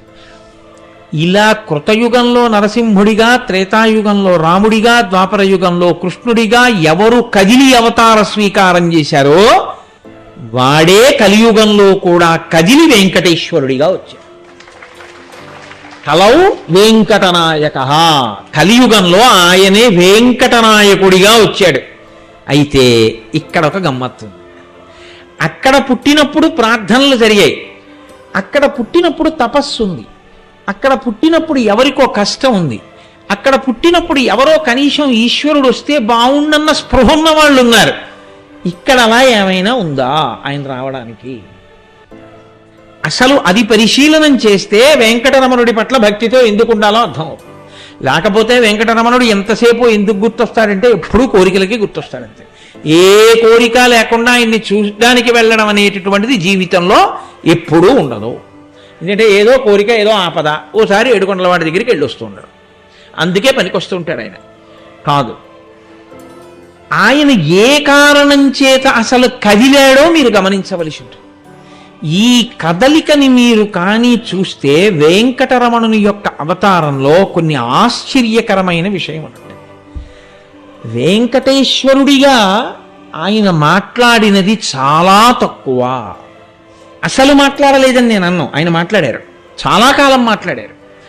కానీ ఆయన లోకానికి మాటలతో చెప్పిన దానికన్నా ఆయన సంకేతంతో చెప్పింది, ఆయన యొక్క కథలో, ఆయన యొక్క కదలికలో, ఆ అవతార వైశిష్ట్యంలో ఆయన మనకి ఎన్నో నేర్పేశాడు. అసలు అది గమ్మత్తు. ఆయన్ని రమ్మని అడిగిన వాళ్ళు ఎవరూ లేరు. ఈశ్వరా నువ్వు రా అని ఎవరు అడగలేదు. ఎందుకు అడగలేదో తెలుసా అండి? కలౌ వెంకటనాయక, కలియుగంలో వచ్చాడు. కలియుగంలో ఆయన ఒక తల్లి కడుపున పుడితే కృష్ణుడనో రాముడనో ఎవరో ఒకళ్ళు పేరు పెట్టడం ఉంటుంది. ఏదో విశ్వామిత్రుడు, వశిష్ఠ మహర్షి పెట్టారు రామ అని పేరు, ఏదో కృష్ణ గర్గుడు పెట్టాడు, వామన తల్లిదండ్రులే పొట్టిగా ఉన్నారని అలా పిలిచారు. కానీ అసలు వెంకటేశ్వర ఈ పేరు ఎవరు పెట్టారు? ఏ ఋషన్న పెట్టాడు ఆయనకి ఆ పేరు? లేకపోతే ఆయన ఏదో తల్లిదండ్రులకి ఒక అవతారంలా దిగి వచ్చినప్పుడు ఆయన ప్రకటనమై ఒకరికి కనపడితే మొదట ఎవరైనా ఆయనకి ఇలా నామకరణం చేశారా? ఆయనకి బాల్యము అన్న అవస్థ ఏమైనా ఉందా? రాముడికి ఉన్నట్టే, కృష్ణుడికి ఉన్నట్టే, వామనమూర్తికి ఉన్నట్టే వెంకటరమణుడికి బాల్యం ఏమైనా ఉందా? అసలు ఆయన ఎందుకు ప్రకటనమైనట్టు, ఎక్కడ ప్రకటనమైనట్టు, దానికి కారణం ఏమిటి, ఎందుకు కదిలినట్టు మరి ఆయన? ఇది మీరు పరిశీలనం చేస్తే అప్పుడు మీరు వెంకటేశ్వరావతారమును గూర్చి పరిశీలనం చేశారు. ఆ పరిశీలనం చెయ్యడమే, దాని గురించి వినడమే, నన్ను నమ్మండి, పరిపూర్ణమైన వెంకటేశ్వరానుగ్రహమునకు కారణమవుతుంది. ఎందుకు కదలవలసి వచ్చింది ఆయన అంటే, ఎవ్వరూ ఆయన్ని కదలమని అడిగేవాళ్ళు లేకపోవడం వల్ల. కలియుగంలో కదలడానికి కారణం ఏమిటో తెలుసా అండి? ఆయన కదలాలన్న కోరిక ఎవరికీ లేదు. అసలు ఈశ్వరుడు కదలాలి, ఈశ్వరుడు కనపడాలన్న కోరిక లేదు. యథార్థం అంతే చెప్పాలి. ఎందుకో తెలుసా అండి? అందుకే ఆయన పేరు వెంకటేశ్వరుడిని పెట్టుకున్నాడు. ఎవ్వరూ పెట్టలేదు, ఆయనే పెట్టుకున్నాడు. వేం పాపం కటతే అస్మాత్ పాపదహన శక్తిత వెంకటాచలమిత్యేవా నామదేవ స్తథాజుగు అంటుంది భవిష్యోత్తర పురాణం. వేం అంటే పాపం. పెట్టుకోవడం వెంకటేశ్వరరావు అని పేరెట్టుకుంటారు. పెళ్లి కార్డులో రాసేటప్పుడు వెంకటేశ్వరరావు అని రాస్తారు. వెం అన్న మాటకు అర్థం లేదు. వేం దీర్ఘం ఉంటే పాపం. వేం పాపం. కటేశ్వరుడు అంటే కట అంటే తొలగించుట. పాపమును తొలగించగలిగినటువంటి తిరుగులేని అధికారం ఉన్నవాడెవరో వాడు ఈశ్వరుడు. పాపములను తొలగించగలడు. పాపం అనగా ఏమి? ధన్యుని చెనకలేనిది, ధన్యుని కానివానిని నరకమునకు తోయగలిగినది. దానికి పాపమని పేరు. అసలు పాపం అంటే ఏమిటో తెలిస్తే కదండి వెంకటేశ్వరుడు అంటే ఏమిటో తెలియడానికి. పాపము అన్న మాటని మీరు చాలా జాగ్రత్తగా పరిశీలనం చేస్తే మీరసలు మీకు వెంకటేశ్వరుడికి ఉన్న అనుబంధం ఏమిటో మీకు అర్థమవుతుంది. పాపము అన్న మాటకు అర్థం ఏమిటో తెలుసా అండి? శాస్త్రము చేత చెప్పబడినా చెప్పబడకపోయినా మీ కామము కొరకు, మీ ద్వేషము కొరకు మీరు చేయు కర్మకు పాపమని పేరు. అంటే కొంచెం అయోమయంగా ఉంది నువ్వు అన్నమాట అంటారేమో. కామము చేత కాని ద్వేషము చేత కాని మీరు ఏ కర్మైనా చేస్తే దాన్ని పాపం కింద చిత్రగుప్తుడు రాసుకుంటాడు. అందుకే చిత్రగుప్తుని చేత వ్రాయబడినదేదో దానికి పాపం అని పేరు. నాకు కోరిక ఉంది, ఈ పని చేస్తే ఇది వస్తుంది అని నేను చేశాను, దానికి పాపం అని పేరు. నేను ద్వేషంతో ఓ పని చేశాను, ఈ పని చేస్తే వాడు ఏడుస్తాడు, ఓ పని చేశాను, పాపం అని పేరు. పుణ్యం ఎక్కడుంది? పుణ్యమే పాపము, పాపమే పుణ్యం. సుఖంగా ఉండడం సుఖం అనుకుంటున్నారేమో. దుఃఖము యొక్క క్రీనీడ అది. అది ఆగగానే ఏడుపు వస్తుంది. అది ఆగిపోనివ్వండి, సుఖం దుఃఖం అయిపోయింది అంతే. ఇది ఆగిపోతే సుఖం దుఃఖం అయిపోతుంది అంతే. ఇంతమందికి నేను ఎలా గట్టిగా చెప్పను. కాబట్టి ఏది మీరు కోరికతో చేస్తారో, ఏది మీరు ద్వేషంతో చేస్తారో దానికే పాపమని పేరు. కోరిక లేదు, ద్వేషము లేదు, ఎందుకు చేస్తున్నావు? తస్మాత్ శాస్త్రం ప్రమాణంతే కార్య వ్యవస్థితౌ అంటాడు గీతాచార్యుడు భగవద్గీతలో. తస్మాత్ శాస్త్రం ప్రమాణంతే, నేను ఎందుకు చేస్తున్నాను? నాకు శాస్త్రము ప్రమాణము. శాస్త్రం అలా చెయ్యమని చెప్పింది కాబట్టి చేస్తాను. సంధ్యావందనం చేస్తున్నాను, ఎందుకు చేస్తావు? తస్మాత్ శాస్త్రం ప్రమాణంతే, శాస్త్రం ప్రమాణం, అందుకు చేస్తాను. పూజ ఎందుకు చేస్తావు? శాస్త్రం చెప్పింది. నీ భార్యను ఎందుకు ప్రేమిస్తావు? శాస్త్రం చెప్పింది. నీ కొడుకు ఉన్నతి గురించి ఎందుకు పాటుపడుతున్నావు? శాస్త్రం చెప్పింది. పురాణం ఎందుకు చెప్తావు? శాస్త్రం చెప్పింది చెప్పమని. రామాయణం ఎందుకు చదివావు? శాస్త్రం చెప్పింది చదువుకోమని. రాత్రి పడుకోబోయే ముందు శివనామం ఎందుకు చెప్తావు? శాస్త్రం చెప్పింది అలా చెప్పి పడుకోమని. లేవగానే విష్ణునామ సంకీర్తనం ఎందుకు చేశావు? శాస్త్రం చెప్పింది అలా చేయమని. నేను చేసే దాంట్లో నా ప్రీతి కొరకు చేస్తున్నది లేదు, నేను ఒకరి పట్ల ద్వేషంతో చేస్తున్నది లేదు. అప్పుడు ధర్మమును చేస్తున్నవాడు. ఇది లేకపోతే పాపమే. ఇక్కడే కదండి భగవద్గీత వచ్చింది. వీళ్ళని చంపేస్తే అయ్యి బాబోయ్ అన్నాడు. వీళ్ళని చంపేస్తే అయ్యి బాబోయ్ ఏమిటి? శాస్త్రము నిన్నేది చేయమందో అది నువ్వు చేయడమే. ఒక న్యాయమూర్తి ఉరిశిక్ష వేశాడు. న్యాయమూర్తి ఖాతాలో పాపం పడుతుందా? పడదు. ఆయన ఉరిశిక్ష వేయకుండా వదిలేస్తే లోకం పాడైపోతుంది. ఉరిశిక్ష వేసిన న్యాయమూర్తికి పాపము లేనట్టే శాస్త్రము నిన్ను చెయ్యమన్న పనులు నువ్వు చేసుకుంటూ వెడితే నీకు పాపం లేదు, పుణ్యం లేదు. నీవు కోరికలతో చేస్తూ ద్వేషంతో చేస్తుంటే అదే పాపము. కానీ పాపమన్న మాటకు అర్థం ఏమిటో తెలుసా అండి? కర్తయందు ప్రవేశించున్నది అని దానికి ఒక అర్థం. అది ఏం చేస్తుందంటే ఇది చాలా బాగుందనిపిస్తుంది. ఇలా చెయ్యొద్దనే వాళ్ళు లేకుండా ఉంటే ఎంత బాగుండో అనిపిస్తుంది. కోరికతో చేస్తున్నాడు ఒక పని, అలా చేయకూడదు అని మీరు అన్నారనుకోండి, ఈ మొహం ఇంకెలా చేయాలి అంటాడు. ద్వేషంతో చేస్తున్నాడు ఒక పని, చెయ్యొద్దు అన్నారనుకోండి, చేయకుండా అలా ఉండడం.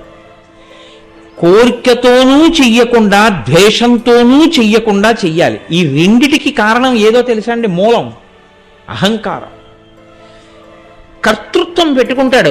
నేను ఇది చేస్తున్నాను, ఎందుకు చేస్తున్నావు? దానికి ఒక లక్షణం చెప్తాడు. నేను దయతో చేస్తున్నాను, కరుణతో చేస్తున్నాను, ఏదో బాధ కలిగి చేస్తున్నాను. ఇవన్నీ కామమే. అంటే దాని ఎందు ఏది ఉంటుందంటే, అందుకే మిమ్మల్ని కర్మలు పట్టుకుంటాయి, బంధిస్తాయనడానికి కారణం అదే. కారణం ఏంటంటే వాడు ధర్మంగా చెయ్యడు, శాస్త్రం చెప్పిన ప్రకారం చేయడు, శాస్త్రం చెప్తోందని చేసిన వాడు కాడు. వాడు ఏమయ్యా ఎందుకు వాళ్ళకి అన్నం పెట్టావు, నువ్వు దీనులైన వారిని తీసుకొచ్చి నువ్వు అన్నం ఎందుకు పెట్టావు, ఎందుకు చేసావు అన్నదానం అని అడిగారు అనుకోండి. పాపం వాళ్ళు ఎప్పుడు తింటారండి, వాళ్ళకి ఏముందండి అందుకు పెట్టానండి అంటాడు. అంటే వాళ్ళకి లేదు, నీకుంది, నీకుందని పెట్టావే, వాళ్ళకి లేదని నువ్వు జాలిగా చూస్తున్నావే, అందులో నీ అహంకారం ఉంది, పైకి కనపడదు, దాగి ఉంటుంది. అది ఏం చేస్తుందో తెలుసా అండి, బంధనం వేస్తుంది. అహంకారములోంచి పుట్టిన క్రియ అది, కాబట్టి పట్టుకుంటుంది. ఎందుకు చేస్తున్నావు అని అడిగారు అనుకోండి, శాస్త్రం చెప్పిందయా, ఉన్నవాడు లేనివాడికి పెట్టాలని శాస్త్రం చెప్తోంది, కాబట్టి ఈశ్వరుడు చెప్పాడు కాబట్టి నేను పెడుతున్నాను. నేను పెట్టడం ఏమిటి, ఇచ్చినవాడు పెట్టిస్తున్నాడు నా చేత, కాబట్టి పెట్టినవాడను నేను కాను, పుచ్చుకున్నవాడు ఆయన కాదు, ఈశ్వరుడు పెట్టించాడు, ఈశ్వరుడు పుచ్చుకుంటున్నాడు. తస్మాత్ శాస్త్రం ప్రమాణంతే, నాకు ఆ శాస్త్రము ప్రమాణము, శాస్త్రవాక్కును అనుసరించి నేను చేస్తున్నాను. ఇది ఎలా ఉంటుందో తెలుసా అండి, మట్టిలో ఉండిపోయిన రాగి గిన్నెని చింతపండుతో తోమడం మొదలు పెట్టినట్టు ధార్మికమైనటువంటి క్రియాచరణము చేత భక్తి బాగా పండి దాని వలన జ్ఞానము కలిగి దాని వలన మోక్షమును పొందుతాడు. ఇది చాలా చాలా కష్టం, అంత తేలిక విషయం ఏం కాదు. ఇది ఇతర యుగములలో చాలా తక్కువగా ఉండేది. కృతయుగంలో కానీ, ద్వాపర యుగంలో కానీ, త్రేతాయుగంలో కానీ దీని స్పర్శ తక్కువ. శాస్త్రం ఏం చెప్పిందో అది చేయడం, అందుకే శాస్త్రం ఏం చెప్పిందో అది చెయ్యడం కోసం ఆచారము అని ఒకటి వస్తుంది. ఆచారము అంటే ఏమిటో తెలుసా అండి, ఆచారం ఎందుకు వస్తుందంటే, మీ మనసుని మీరు ఉత్తినే అట్టె పెడితే అది శరీరం కర్మ చేసినా చేయకపోయినా అది చేసుకుంటూ వెళ్ళిపోతుంది. మీరు శరీరాన్ని అలా అట్టె పెట్టేశారనుకోండి, ఏ పని దానికి ఇవ్వకుండా దాన్ని తీసుకెళ్ళి అలా కూర్చోబెట్టారు అంటే ఏ పని చెప్పలేదు, కూర్చున్నారు. అది కూర్చుంటుందేమో, మీ మనసు కూర్చోదు. దానికి అల్లుకోవడానికి రెండే ఉంటాయి కండెలు. మీరు చూడండి, రాట్నం తిప్పేవాడు ఇటుపక్క దారం పెడతాడు, ఇటుపక్క రాట్నం పెడతాడు, ఇలా తిప్పుతాడు. ఇక్కడ చక్రం తిప్పితే ఈ కండె నుంచి దారం వదిలిపెడుతుంది, ఈ చక్రానికి చుట్టుకుంటుంది. మనసు ఎప్పుడు రెండు రకాలుగానే ఆలోచిస్తుంది. మూడో అవసరం దానికి లేదు, రాదు కూడా. మూడో రకంగా కానీ అది వెళ్ళిందంటే అది లయం అవుతుంది, అందుకని అది వెళ్ళదు. అది ఎప్పుడు ఏం చేస్తుందో తెలుసా అండి, ఒకటి ప్రీతితో స్మరణ చేస్తుంది. ఒకటి చేస్తే ప్రీతి, మా అమ్మాయి, మా అబ్బాయి, మా ఆవిడ అందుకు చేస్తుంది. రెండోది చేస్తే ద్వేషంతో చేస్తుంది, వాడరా దుర్మార్గుడు అని స్మరిస్తుంది. మీరు ప్రీతితో స్మరించడం వల్ల చేసినది ఏదైనా మనసుతో చేసేసింది. మా అమ్మాయి వస్తే బాగుండు, మా అమ్మాయికి ఇంట్లో కాజాలు ఉన్నాయి పెడుతును అని మీరు అనుకున్నారనుకోండి, ప్రీతితో మనసుతో చేసేసారా లేదా, పాపమే. అదేంటండి మా అమ్మాయికి పెట్టాను కదా, నా కూతురికి పెట్టడం తండ్రిగా నా ధర్మం, అందుకని ఇంట్లో ఉన్నది అయ్యో నా కూతురికి పెట్టి నా కూతురు సంతోషిస్తే నేను చూడాలి అని మీ భావన కలిగితే, మీ ఆలోచన సంస్కరింపబడితే ధార్మికం. ప్రీతితో, అందుకని మీరు అలాంటి పెళ్లి ఇంకొకటి కనబడినా మీరు పెట్టలేరు. అలా ద్వేషముతో కానీ ప్రీతితో కానీ మాత్రమే మనసు స్మరిస్తుంది. ఆచారము అన్నదాన్ని ఎందుకు తెస్తారో తెలుసా అండి, అలా ఖాళీగా దాన్ని ఉండనివ్వరు. అలా ఖాళీగా ఉండకుండా చూడ్డానికి ప్రాతకాలంలో ప్రాతస్మరాన్ని చదువుకో, స్నానం చేయి, సూర్యుడికి నమస్కారం చేయి, పూజామందిరంలోకి వెళ్ళు, సంధ్యావందనం చేయి, పూజ చేయి, బయటికి వచ్చావా గజేంద్ర మోక్షం పారాయణ చేయి, దేవాలయానికి వెళ్ళు, ప్రదక్షిణం చేయి. ఇది అప్పుడు లోపల నుంచి ఏం చెప్తుందో తెలుసా అండి, వేళైపోయింది స్నానం చేయాలి, వేళైపోయింది పంచె కట్టుకోవాలి, అలా లుంగి కట్టుకుని పూజ చేయకూడదు, గోచి పోసి కుర్చీళ్ళు పోసి పంచె కట్టుకుని కూర్చోపీట మీద తూర్పు దిక్కుగా కూర్చోవాలి, అలా మధ్యలో ఆవలించకూడదు. వరాహ పురాణం చదివావు కదా, ఆవలిస్తే మళ్ళీ ప్రాయశ్చిత్తం చేసుకోవాలి, పూనికతో కూర్చో, ఆచమనం చక్కగా చేయి, శరీరావయములకు నీటితో తడుపుకో, పూనికతో మనసును నిలబెట్టు అని నన్ను నిలబెట్టమని తనకి తాను చెప్తుంది. నేను చెదిరిపోయాను చూసావా అని చెప్తుంది. ఆచారము మనసుని నిగ్రహించడానికి సాధనము.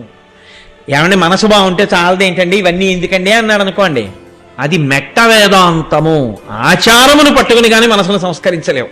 ఎవరో ఉంటాడు, కోట్ల మందిలో ఒకడు ఉంటాడు, ఆచారం అవసరం లేకుండా మనసు సంస్కరింపబడిన వాడు. నువ్వు ఆయనతో పోల్చుకుని నీ మనసు అలా సంస్కరింపబడిందని చెప్పడానికి నీకు నువ్వు సాక్షి. ప్రీతితో ద్వేషంతో రెండూ లేకుండా నీ మనసు ఎక్కడ నిలబడిందో నాకు చెప్పు, నువ్వేమీ చేయకుండా కూర్చుంటే. ఆచార భ్రష్టత్వము పాపమునకు కారణము.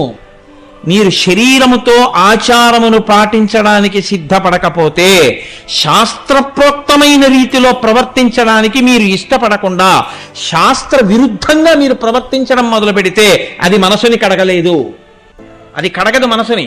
మీరు మనసుని రాగి పాత్రని చింతపండు పెట్టి తోమితే మిరియాలి తప్ప, రాగి పాత్ర దగ్గరికి తీసుకెళ్ళి మీరు మిరపకాయ ఎట్టి తోమితే అది ఎలా మెరుస్తుంది? అని మెరవదు. దేనికి ఏది వాడాలో అదే వాడాలి. మనసుని సంస్కరించడంలో ఆచారమునకు ప్రాముఖ్యత. అందుకే సనాతన ధర్మంలో ఆచారానికి అంత పెద్దపీట. కాబట్టి ఆ స్థితికి చేరిపోయావు. అప్పుడు నువ్వు ఆచారం పాటించావా పాటించలేదా వేరు విషయం. కాబట్టి అలా నిలబడగలగడం ఆ పుణ్య పాప అన్న రెండు మాటలకి కట్టుబడిపోకుండా, దొరికిపోకుండా, రాగద్వేషములకు అతీతంగా నిలబడి శాస్త్రమును ప్రమాణముగా పెట్టుకుని నువ్వు క్రియాచరణము చెయ్యగలగాలి. కలియుగంలో అలా చెయ్యడం సాధ్యమవుతోందా? మీరు ఆలోచించండి. ఏది చేసినా రాగద్వేషములతోటే చేస్తాడు. చేస్తే ప్రీతి, లేకపోతే అప్రీతి, ఈ రెండిటితోనే చేస్తాడు. అందుకే పాపము. కానీ దీనికి ఉన్న లక్షణం ఏమిటో తెలుసా అండి? ఇది కర్తయందు ప్రవేశించగలదు, అది విస్తరింపబడుతుంది. పాపమునకు ఆ లక్షణం ఉంటుంది, అది విస్తారమవుతుంది. దావాగ్ని అని ఉంటుంది. రెండు చెట్లు ఒరుసుకుంటే పుడుతుంది. ముందది చిన్న నిప్పురవ్వ కింద పుడుతుంది. పుట్టి ఆ ఎండిపోయినటువంటి బెరడిలో రాజుకుంటుంది. రాజుకున్నప్పుడు అది ఇంతే మంట, చిన్న పొగతో మొదలవుతుంది. అది తర్వాత ఏమవుతుందో తెలుసా అండి? మొత్తం అరణ్యాన్ని కాల్చేస్తుంది. అలాగే పాపము కర్తయందు ప్రవేశించి విస్మృతిని పొందుతుంది. మొదట ఒక్కసారి, తర్వాత పర్వాలేదు, ఇంకా దానికి అనుషంగికంగా కూడా అల్లుకుంటుంది. అల్లుకుని పాపాచరణమునందు స్థిరపడతాడు.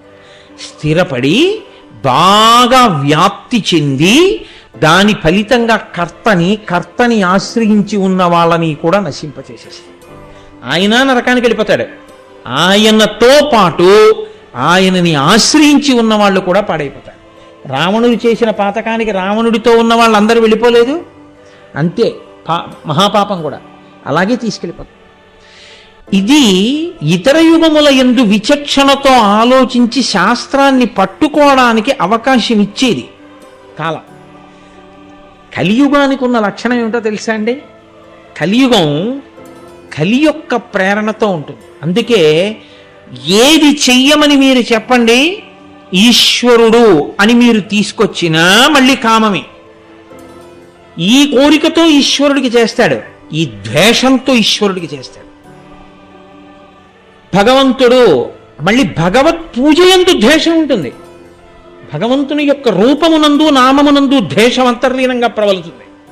కారణం ఏమిటో తెలుసా అండి? అది ఎవరి తప్పు కాదు, కలియుగం యొక్క లక్షణం అది. కలిపురుషుడు ప్రతి దాన్ని విషమయం చేస్తాడు. ఎలా అంటే రాగద్వేషములతో కలిపేస్తాడు. కలిపేయడంలో లోకమంతా పాపము చేత చుట్టబడిపోతుంది. ఇది అంటువ్యాధి సోకినట్టు ఆచరణ భ్రష్టమైపోయి, ఆచారము లుప్తమైపోయి, ప్రతివాడు కామ్యకర్మగా ఆచరించడం, శాస్త్రాన్ని విడిచిపెట్టి ప్రవర్తించేవాడే కానీ అసలు శాస్త్రం చెప్పినట్లు ప్రవర్తించేవాడు ఉండడు. అందుకే ఎప్పుడైనా శాస్త్రం చెప్పారనుకోండి వాళ్ళకి చాలా కోపం వస్తుంది. అదేంటంటే ఆయన అలా చెప్పారంటే, ఎందుకంటే అది కలిపురుష లక్షణం అది. కాబట్టి తస్మాత్ శాస్త్రం ప్రమాణంతే కార్యాకార్య వ్యవస్థితం. కలియుగంలో కలి యొక్క ప్రభావం చేత అందరూ ఆ కోణంలోకి పడిపోతారు. శాస్త్రమే వద్దు అని శాస్త్ర ప్రమాణమే ధిక్కరించిన వాడు ఈశ్వరుడు కావాలని ఎలా అడుగుతాడు? ఈశ్వరుడు వచ్చి అక్కడ కూర్చున్నాడు అనుకోండి, మీరు ఆర్తితో ప్రార్థన చేసి ఈశ్వరుణ్ణి తెచ్చుకున్నారనుకోండి, అందరూ కలిసి ఆయన ధర్మంగా ఉండు, శాస్త్రమును పాటించు అంటాడు. ఎవరికి కావాలి శాస్త్రం? ఎవరికి కావాలి ధర్మం? అక్కర్లేదు ఎవరికి. ఎవ్వరికీ అక్కర్లేదు కాబట్టి ఎవ్వరూ ఈశ్వరుణ్ణి రమ్మని పిలవరు. ఎవ్వరూ ఈశ్వరుణ్ణి రమ్మని పిలవకపోతే కలియుగ ప్రారంభమునందు ఎలా ఉందో తెలుసా అండి?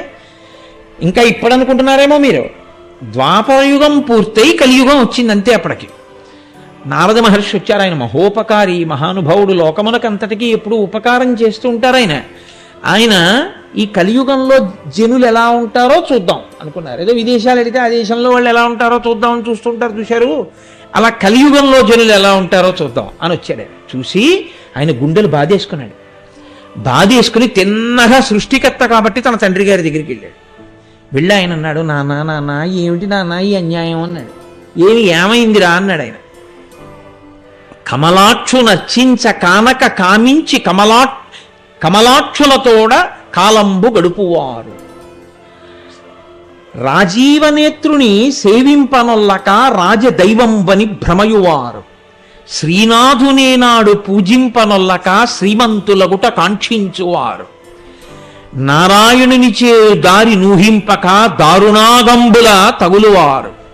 ముక్తి అను పల్కు ఎరుగక భుక్తి మార్గ సాధనాకైక చిత్తులై కష్టములు పొందువారలై ధరాతలమున ప్రజలు పతితులగుట చూచి ఏను చింతింతునో అబ్జగర్భ అన్నాడైన.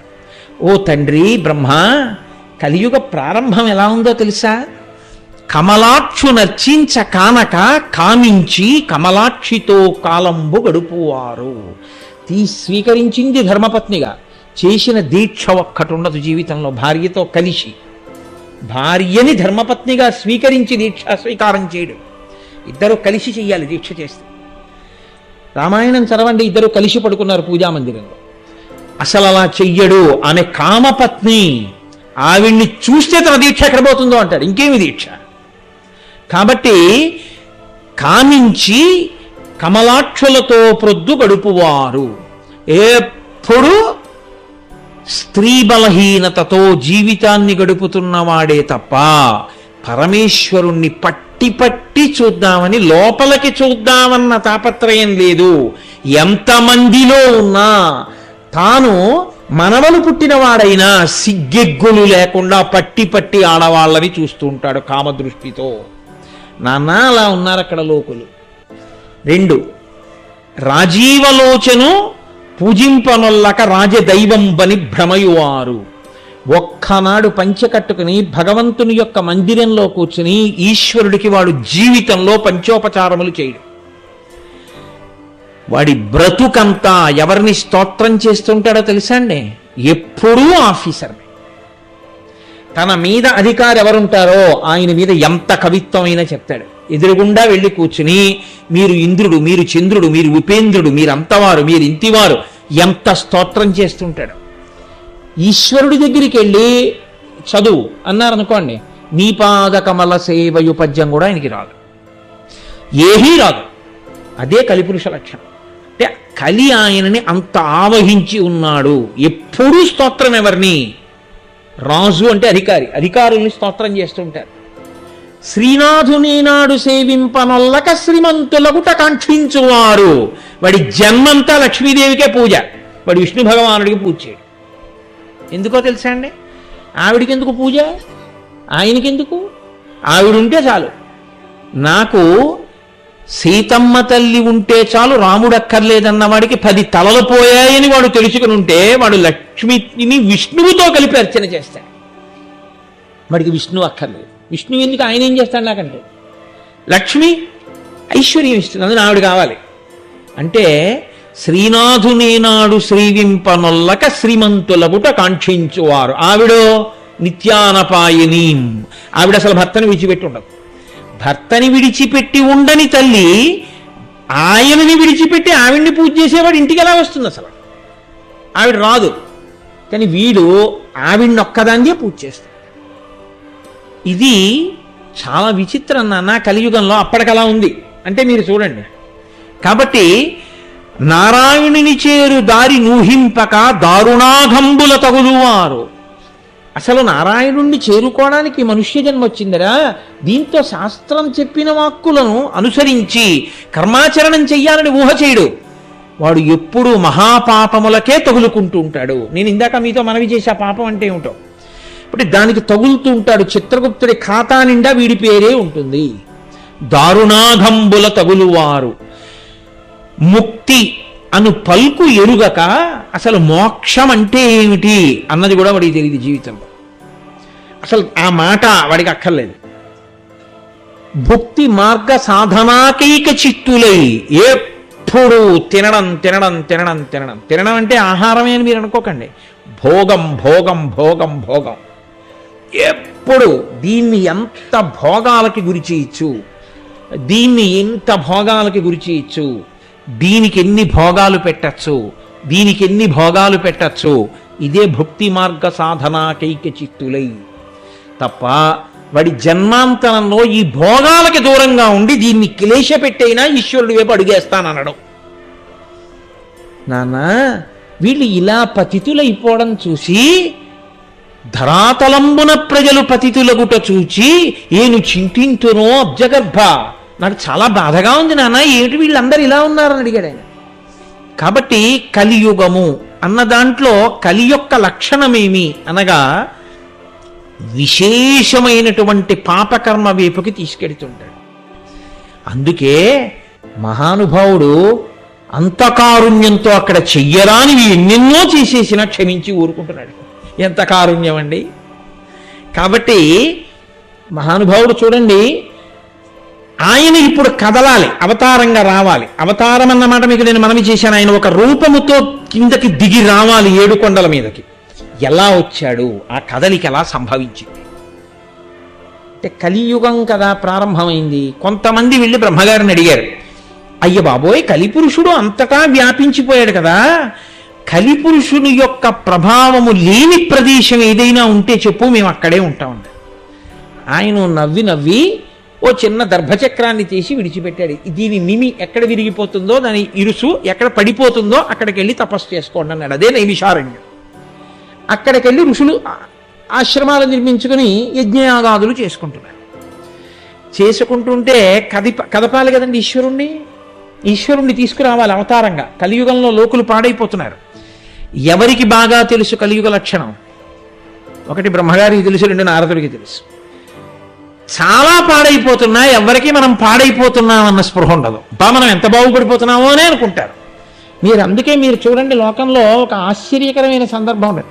ఇంకా మీకు కొంచెం తక్కువ ఉంటుంది. నా బోటిగాడు ఈ ఉపన్యాసాలు చెప్పినటువంటి ప్రారబ్ధానికి ఒక పెద్ద శిక్ష ఒకటి అనుభవిస్తూ ఉంటాం. తనని తాను పరిచయం చేసుకుంటాడు. ముందొచ్చి నేను ఫలానా అండి అంటాడు, అంతే. తర్వాత వచ్చేటటువంటి మాట ఏమిటో మీరు గ్రహించేయచ్చు. మీకు అలవాటు అయిపోతుంది. ఆయన ఏమంటాడో తెలుసా అండి, నేనండి ఇప్పటికీ వెంకటేశ్వర స్వామి వారికి అండి ఓ వెండి కిరీటం ఒకటి చేయించానండి. మా ఊళ్ళో రామాలయంలోనండి 2 మెట్లు కట్టించానండి. నేనండి సింహాచలం మొదలుపెట్టి వెంకటాచలం వరకు అన్ని చోట్ల కళ్యాణం చేసేసానండి. వీడు చేయకపోతే ఆయనకి కళ్యాణమే లేదన్నట్టు మాట్లాడుతుంటాడు. అసలు నిజంగా ఈశ్వరుడు నన్ను అనుగ్రహించాడు, నేను చేసిన దానితో పోలిస్తే నీ చెయ్యని విన్ని అనుకున్నవాడు అది చెప్పుకోవడానికి సిగ్గుపడతాడు. కానీ అదే పనిగా ఇంకా చెప్తూనే ఉంటారంతే, మేము అంత వాళ్ళం, మేము ఇంత వాళ్ళం, మా అంత మంచివాళ్ళు ఎక్కడున్నారు, లోకంలో ఎక్కడుంటారు అన్నట్టు మాట్లాడుతూ ఉంటారు. ఇది కలియుగంలో లక్షణం. కాబట్టి ఎవడికి వాడికి గొప్ప తృప్తి, ఎవడికి వాడికే. ఇంకా మనం అసలు ఈశ్వరుణ్ణి పిలవలసిన అవసరం ఇంత పుణ్యాత్మం. కాబట్టి ఆయన ఇప్పుడు లేడు, ఎక్కడ లేడు, మనలోనే ఉన్నాడు. అసలు ఆయన ఉన్నది నా గురించే, నా వెంటే ఉంటాడు. కాబట్టి ఇంకా నాకు మళ్ళీ ఈశ్వరుని నేను పిలవడం ఏడు పిలవక్కర్లేదు. కాబట్టి ఎవడు పిలవడం, ఎవడి జీవనం వాడికి తృప్తి. ఎలా? అందరూ ఆచారం వదిలేసి, ఆచారం అన్నది అందరూ వదిలేసి అందరికీ ఈశ్వరుడి మీద భక్తితో ఉన్న వాళ్ళలాగే ఉంటారు. మీరు నన్ను మన్నిస్తే ఒక్క మాట అంటారు, ఈశ్వరుడు ఉన్నాడని నమ్మిన వాడు చేసే మొదటి పని బొట్టెట్టుకోవడం. ఎంతమంది పెట్టుకుంటారు చూపించండి నాకు. అక్కడే తెలుస్తుంది మీకు ఆచార భ్రష్టత్వం అంటే ఏమిటి. వాడికి బొట్టు పెట్టుకోవడం కష్టం, వాడికి వెనక ఈశ్వరుడు బడి వాడిని రక్షించాలి. అంత గొప్పగా ఉంటుంది కలియుగం అంటే. సనాతన ధర్మము ప్రచారము జరగడము అంటే ఉపన్యాసాలు చెప్పడం కాదు, బొట్టు పెట్టుకోవడం సనాతన ధర్మంలో ఉండడం. వాడికి ఇక్కడ చిన్న చుక్క పెట్టుకోవడం చాలా బాధ. ఇక్కడ సెగ్గెడ్డ పుట్టి మచ్చ పెడితే, ఈశ్వరుడికి కోపం వచ్చి ఒక కురుపు పుట్టిస్తే నీ బతుకేమిటన్నది వాడికి ఆలోచన అక్కర్లా. ఒక నిప్పు కణికి ఇక్కడ పెడితే ఏమవుతుందన్నది వాడికి అక్కర్లా. వాడు ఏమనుకుంటాడంటే ఇక్కడ ఒక బొట్టు పెట్టుకోవడం అంత కష్టంగా వాడికి ఉంటుంది. అది భక్తి. నా అంత భక్తుడు ఎక్కడున్నాడని మాట్లాడుతుంటాడు. ఆ మాట్లాడేటప్పుడు వాడి ముఖాన బొట్టే లేనివాడు ఎంత భక్తుడో, ఎంత ఈశ్వరుణ్ణి నమ్మి ఉన్నవాడో, ఎంత సనాతన ధర్మమునందు పూనికున్నవాడో మీకు అర్థమైంది. నేను మన్నింపబడదనుగాక, నేను ఎవరిని ఉద్దేశించి ఈ మాట అంటలేదు, ఉపన్యాసాంతర్గతంగా నేను ఈ విషయాన్ని చెప్తున్నాను. కాబట్టి మంచిదే, మారితే చాలా అదృష్టం. కాబట్టి ఎవరికి వారికి తృప్తితో జీవనం అయిపోతోంది. బ్రహ్మగారు అన్నారు, నువ్వు బాధపడుతున్నావు కదూ, నీ బాధ తీసుకొస్తుందిలే ఈశ్వరుణ్ణి. కాబట్టి ఇప్పుడు ఇక్కడ నైమిషారణ్యానికి వచ్చినటువంటి ఋషులు వాళ్ళు పెద్ద యజ్ఞం చేస్తున్నారు. ఈయన అక్కడికి వెళ్ళారు, నారద మహర్షి వెళితే వాళ్ళన్నారు నారద మహర్షిని చూసి, మహానుభావ నువ్వు వచ్చావయ్యా, చాలా సంతోషం, రా రా స్వాగతం, తీసుకెళ్ళి కూర్చోబెట్టారు. ఆయన ఏమీ తెలియని వాళ్ళ ఒక మాట అన్నాడు నారద మహర్షి. నారద మహర్షి ఏ మాట అన్నాడో ఆ మాటకు వచ్చింది వెంకటేశ్వరావతారం. నారద మహర్షి ఆ మాట అని ఉండి ఉండకపోతే అసలు వెంకటేశ్వరావతారము రావడానికి అవకాశము లేదు. ఆయన అడిగాడు ఓ మాట, ఆయన మార్గాన్ని ఆలోచించాడు. అయ్యో వీళ్ళని సంస్కరించాలి, వీళ్ళ చేతకానితనం, వీళ్ళ తెలివి తక్కువతనం, వీళ్ళ అహంకారమే ఈశ్వరుడికి చూపించి తీసుకెళ్ళి వీడిని వెళ్ళి వీరే నీ చేతకానితనం చూపించాలంటే నీ చేతకాని వాడిని ఏమిటంటాడు, నీ అంత తెలివైన వాడు లేడరా అంటే వీడు ఈశ్వరుడి దగ్గరికి వెళ్ళి వీడికి ఉన్న ప్రాజ్ఞత ఏమిటో బయటెట్టుకుంటాడు, వీడి అహంకారం ఏమిటో. అప్పుడు ఈశ్వరుడు చూసి, అరే రే రే రే నన్ను నమ్ముకున్న వాళ్ళన్న వాళ్ళే ఇంత అహంకారంగా ఉంటే మిగిలిన వాళ్ళు ఎలా ఉన్నారో, కాబట్టి వాళ్ళు పిలవకపోయినా నేను వెళ్ళాలని తండ్రి వచ్చినట్టు వస్తాడు, కాబట్టి ఇప్పుడు నేను మాట మాట్లాడాలరా అనుకున్నాడు. అని ఆయన అన్నాడు ఋషుల దగ్గరికి వెళ్ళి, కో భుక్తే యజ్ఞసుఫలం కోవా అధ్యక్షశ్చ దేవత అని అడిగాడు. మీరు యజ్ఞం చేస్తున్నారు కదా, ఈ యజ్ఞము యొక్క ఆధ్యక్షమును పొందినవాడెవరు, పెద్దరికం ఎవరిది యజ్ఞంలో, ఎవరు పుచ్చుకుంటారు ఈ హవిస్సునంతటిని, ఎవరిని ప్రధానంగా మీరు అసలు పూజిస్తారు దేవతల్లో? కో భుక్తే యజ్ఞసుఫలం కోవా అధ్యక్షశ్చ దేవతాః, అందరిలో గొప్పవాడెవరు అని అడిగాడు. వాళ్ళేమనవలసి ఉంటుందంటే బ్రహ్మమును ఉద్దేశించి, బ్రహ్మమే ఉన్నదంతటా, ఆ బ్రహ్మమే అన్ని రూపములలో ఉంది, కాబట్టి మేము బ్రహ్మము కొరకు యజ్ఞం చేస్తున్నాం అన్నారు. కానీ కలియుగ లక్షణం ఏమిటి? అన్నిటిలోనూ కూడా రాగముతోటో ద్వేషముతోటో కదండి చూడాలి. అలా చూస్తే కలిపురుష లక్షణం ప్రవేశించేసిందని గుర్తు. అధికుడు ఏమిటి, అల్పుడు ఏమిటి? నేను మీకు అయ్యప్ప స్వామిని చూపించి ఈయనెవరు అని నేను మిమ్మల్ని అన్నాను అనుకోండి, ఆయన బ్రహ్మము అన్నారు. శివుడా అన్నను కాదు, అన్నవాడు కాదు, తెలుసున్నవాడు. ఆయనే శివుడు, ఆయనే విష్ణువు, ఆయనే సుబ్రహ్మణ్యుడు, ఆయనే వినాయకుడు, ఆయనే అన్ని అన్నవాడు, తెలుసున్నవాడు. ఈయన ఇది, ఈయనది కాదు, ఈయనది కాదు, ఈయనది కాదు అని చెప్పినవాడు ఏదీ తెలియనివాడు, చాలా అల్లరి ఎక్కువ ఉన్నవాడు. కాబట్టి వాడేం చెప్తుంటాడంటే ఇది ఇదొక్కటే, ఇది అది కాదు. అప్పుడు అంతర్బహిష్యత సర్వం వ్యాప్య నారాయణ స్థిత ఏమైనట్టు? ఈ రాగద్వేషాలు ఈశ్వరుడి విషయంలో కూడా వచ్చేస్తాయి కలియుగం. కాబట్టి వాళ్ళని ఈ ప్రశ్న అడిగాడు నారదుడు. ఎందుకని అడిగాడో తెలుసా అండి? ఆయనే అమాయకుడై అడగలేదు ఈ ప్రశ్న. ఒక్క ప్రశ్న, ఒక్క మాట ఈశ్వరుణ్ణి తీసుకొస్తుంది, ఆయనకి తెలుసు. కలియుగంలో చాలా చాలా గొప్పది, తరించడానికి అవకాశం ఇచ్చేది ఏదంటే ఆ మాట ఒక్కటే. కలవు నామ సంకీర్తన. కలియుగంలో నామ సంకీర్తనమే. నామ సంకీర్తనం ఎవరు చేస్తారు? ఒక్క మనుష్యులే చెయ్యాలి, ఎందుకంటే వాళ్ళకే మాట ఇచ్చారు, మిగిలిన వాళ్ళకి మాట లేదు. కాబట్టి ఇప్పుడు ఈ మాట ఉన్న వాళ్ళు ఏం మాట్లాడతారో చూద్దాం. ఋషులు కదా, వీళ్ళేం మాట్లాడతారో చూద్దాం. అది ఆయన యొక్క పరిశీలన. వెంటనే వాళ్ళన్నారు, నిజమే, బ్రహ్మగారు గొప్పవాడా, విష్ణువు గొప్పవాడా, శివుడు గొప్పవాడా? అది వీళ్ళ నిర్ణయించేది. అసలు అలా నిర్ణయిస్తాననడం ధర్మమా? అది వీళ్ళ కర్తవ్యమా? అసలు అటువంటి ఆలోచన రావచ్చా? ఒక్క బ్రహ్మము కదు సృష్టికర్తయే, స్థితికర్తయే, ప్రళయకర్తయే ఉన్నది. ఆ బ్రహ్మమునందు సృష్టికర్త కాని, స్థితికర్త కాని, ప్రళయకర్త కాని ఒకరికన్నా ఒకరు ఎప్పుడు ఎలా తక్కువయ్యారు? అలా తక్కువై ఉంటే బ్రహ్మగారు వరాలిస్తే శ్రీ మహావిష్ణువు అవతారం స్వీకరించి చంపవలసిన అవసరమే ఉంది రాక్షసుల్ని. దేవతలందరూ వెళ్ళి, ఋషులందరూ వెళ్ళి, అయ్యా వాళ్ళు మమ్మల్ని బాధ పెడుతున్నారని ప్రార్థన చేస్తే అస్తమానం 4 ముఖాలైన వెళ్ళి వరాలిస్తున్నాడు, ఆయన్నే చంపమనండి. ఆయనేమో మాట ఇచ్చేవాడు, నేను వెళ్ళి చెప్పేవాడిని ఏంటి, నేను వెళ్ళనంటాడు కదండి. ఎప్పుడన్నా అన్నాడు ఆయన అలాగా? ఆయన ఎప్పుడు అనలేదే. వాళ్ళకి లేదు. ఎందుకు లేదో తెలుసా? ఒక్కటే కారణం, అది బ్రహ్మము. ఒక్క బ్రహ్మమే మూడుగా ఉంటుంది. ఉండి సృష్టికర్త, స్థితికర్త, ప్రళయకర్త అవుతుంది. ఆయా అవసరములను బట్టి అది మారుతుంది. అందుకే అమ్మ బ్రహ్మము. మాతృదేవోభవ, అమ్మ సృష్టి చేసింది, తన కడుపుని ఆవాసంగా ఇచ్చి పుట్టేటట్టు చేసింది. ఆ అమ్మ పాలిచ్చి స్థితికర్త అయింది, నిలబెట్టింది శరీరాన్ని. ఆ అమ్మ పాలు అన్నం పెట్టి పెంచింది. ఆ అమ్మ పెద్దవాడు అయ్యాక కూర అన్నం పెట్టింది. ఆ అమ్మ నీ భార్య చేత్తో వండించుకు తినరా అని కోడలికి నేర్పి కొడుక్కి పెట్టించింది. ఆ అమ్మే నువ్వు నిద్రపోకపోతే వీపు మీద 4 దెబ్బలు కొట్టి నిన్ను పడుకోబెట్టింది ఉయ్యాల్లో. లయకర్త, స్వల్పకాలిక లయం నిద్ర. ఒక్క అమ్మ సృష్టికర్త, స్థితికర్త, ప్రళయకర్త. ఏది అమ్మ నన్ను పడుకోబెట్టినప్పుడు గొప్పదా, అన్నం పెట్టినప్పుడు గొప్పదా, నన్ను కన్నప్పుడు గొప్పదా? నేను విచారణ చేస్తానని నువ్వు వెళ్ళగలవా? ఈశ్వరుని యొక్క స్వరూపమునందు బ్రహ్మ గొప్ప, విష్ణువు గొప్ప, శివుడు గొప్ప, నేను విచారణ చేస్తానడం కూడా అంతే అహంకారం. అందులో సందేహం ఏం లేదు. కాబట్టి ఇప్పుడు దేవత, అక్కడ ఋషులకే ఈ ఆలోచన రావడం, ఇంత చిత్రమైన ఆలోచన రావడం కలియుగ లక్షణమే. ఒక్క మాట ఎంత దూరం వెడుతుందో చూపించాడు నారద మహర్షి మొట్టమొదట కలియుగంలో. అందుకే కదండి సుందరకాండ పూర్తి చేస్తూ స్వామి హనుమ ఒక మాట అంటారు, తతోమయావద్భిదధీన భాషిత శివాభిరిష్టాభిరభిప్రసాదిత జగామ శాంతిం మమ మైథిలాత్మజ తవాపి శోకేన తథాభిపీడిత అన్నారు. నేను నా మాటలతో సీతమ్మకి శాంతినిచ్చాను అన్నారు ఆయన. మాట శాంతికారకం, మాట విప్లవకారకం. మాట ప్రాణం తీసేస్తుంది, మాట ప్రాణం పోసేస్తుంది.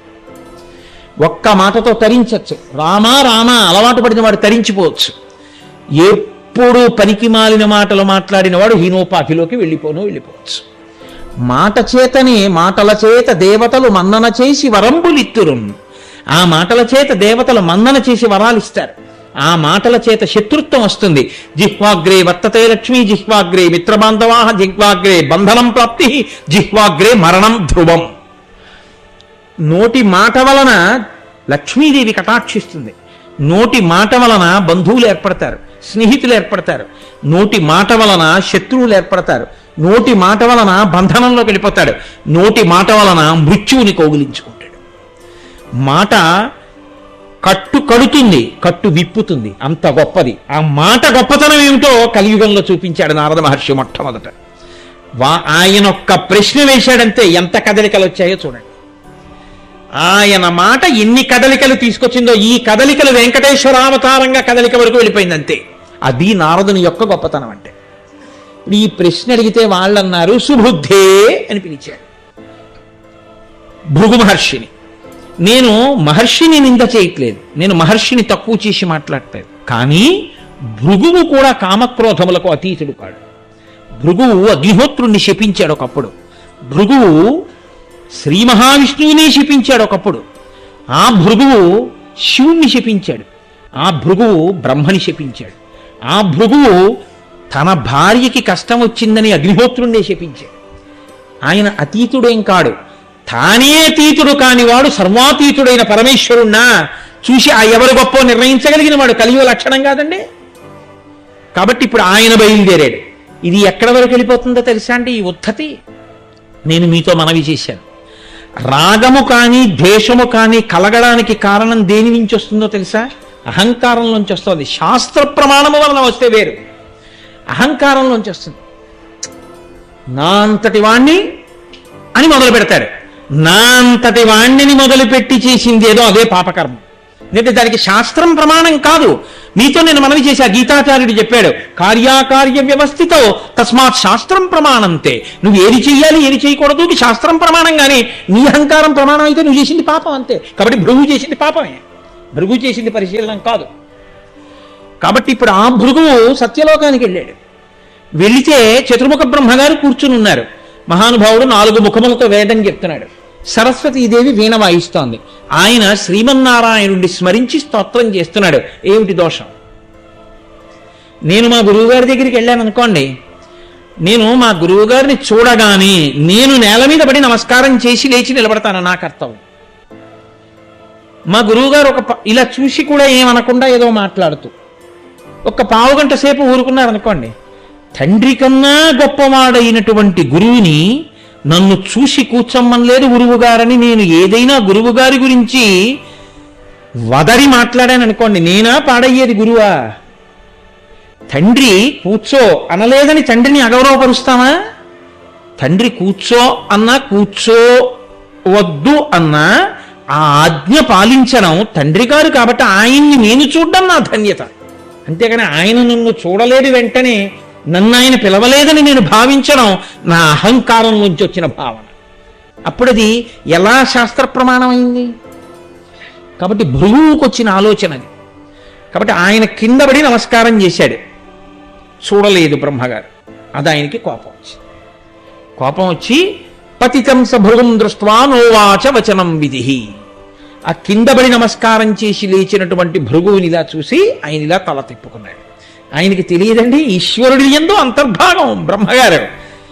అసలు ఈయన ఎందుకు వచ్చాడో, ఈయన ఎవరి మాట మేరకి కదిలాడో, ఆ కదలిక ఏ కదలికకి దారి తీయాలో, ఈయన ఎక్కడికి వెళ్ళాలో, ఎక్కడికెడితే ఎవరు కదలాలో అన్నీ తెలిసిన బ్రహ్మగారు ఎందుకు మాట్లాడతాడు? ఆ కదలిక కోసం తాను కదలకుండా ఉన్నాడు. ఈ కదలిక లేని తనాన్ని కనిపెట్టలేని స్థితిలో భృగువు ఉన్నాడు. కాబట్టి ఇప్పుడు ఆయన నన్ను పలకరించలేదని కోపడ్డాడు. సరే, కోపం ఉన్నవాడికి శాపవాక్కు వస్తుంది, అది పెద్ద విశేషం కాదు. ఆయన అక్కడి నుంచి కదిలి కైలాసానికి వెళ్ళాడు. కైలాసగిరిమాసాద్య తత్దృష్ట్వా త్రిలోచనం. అక్కడ మహానుభావుడు 3 కన్నులు ఉన్నటువంటి వాడు పరమేశ్వరుడు, త్రయంబకుడు, సదాశివుడు, మహేశ్వరుడు ఆయన ఉన్నారు. ఆయన పక్కన పార్వతీదేవి ఆయన తొడ మీద కూర్చునుంది. వాళ్ళిద్దరూ కేళియందున్నారు. అది కామక్రీడ అంటే పార్వతీ పరమేశ్వరుడు పురాణాల్లో చాలా చోట్ల ఎలా కనపడతారో తెలుసా అండి?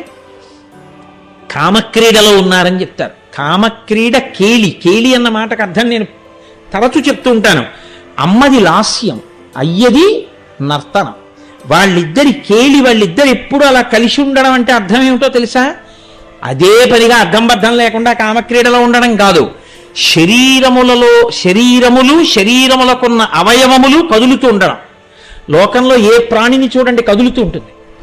నేను ఇప్పుడు మాట్లాడుతూ ఇలా చేతులు కదుపుతున్నాను, తల కదుపుతున్నాను, కళ్ళు పెద్దవి చేస్తున్నాను, చిన్నవి చేస్తున్నాను, మాట్లాడుతున్నాను.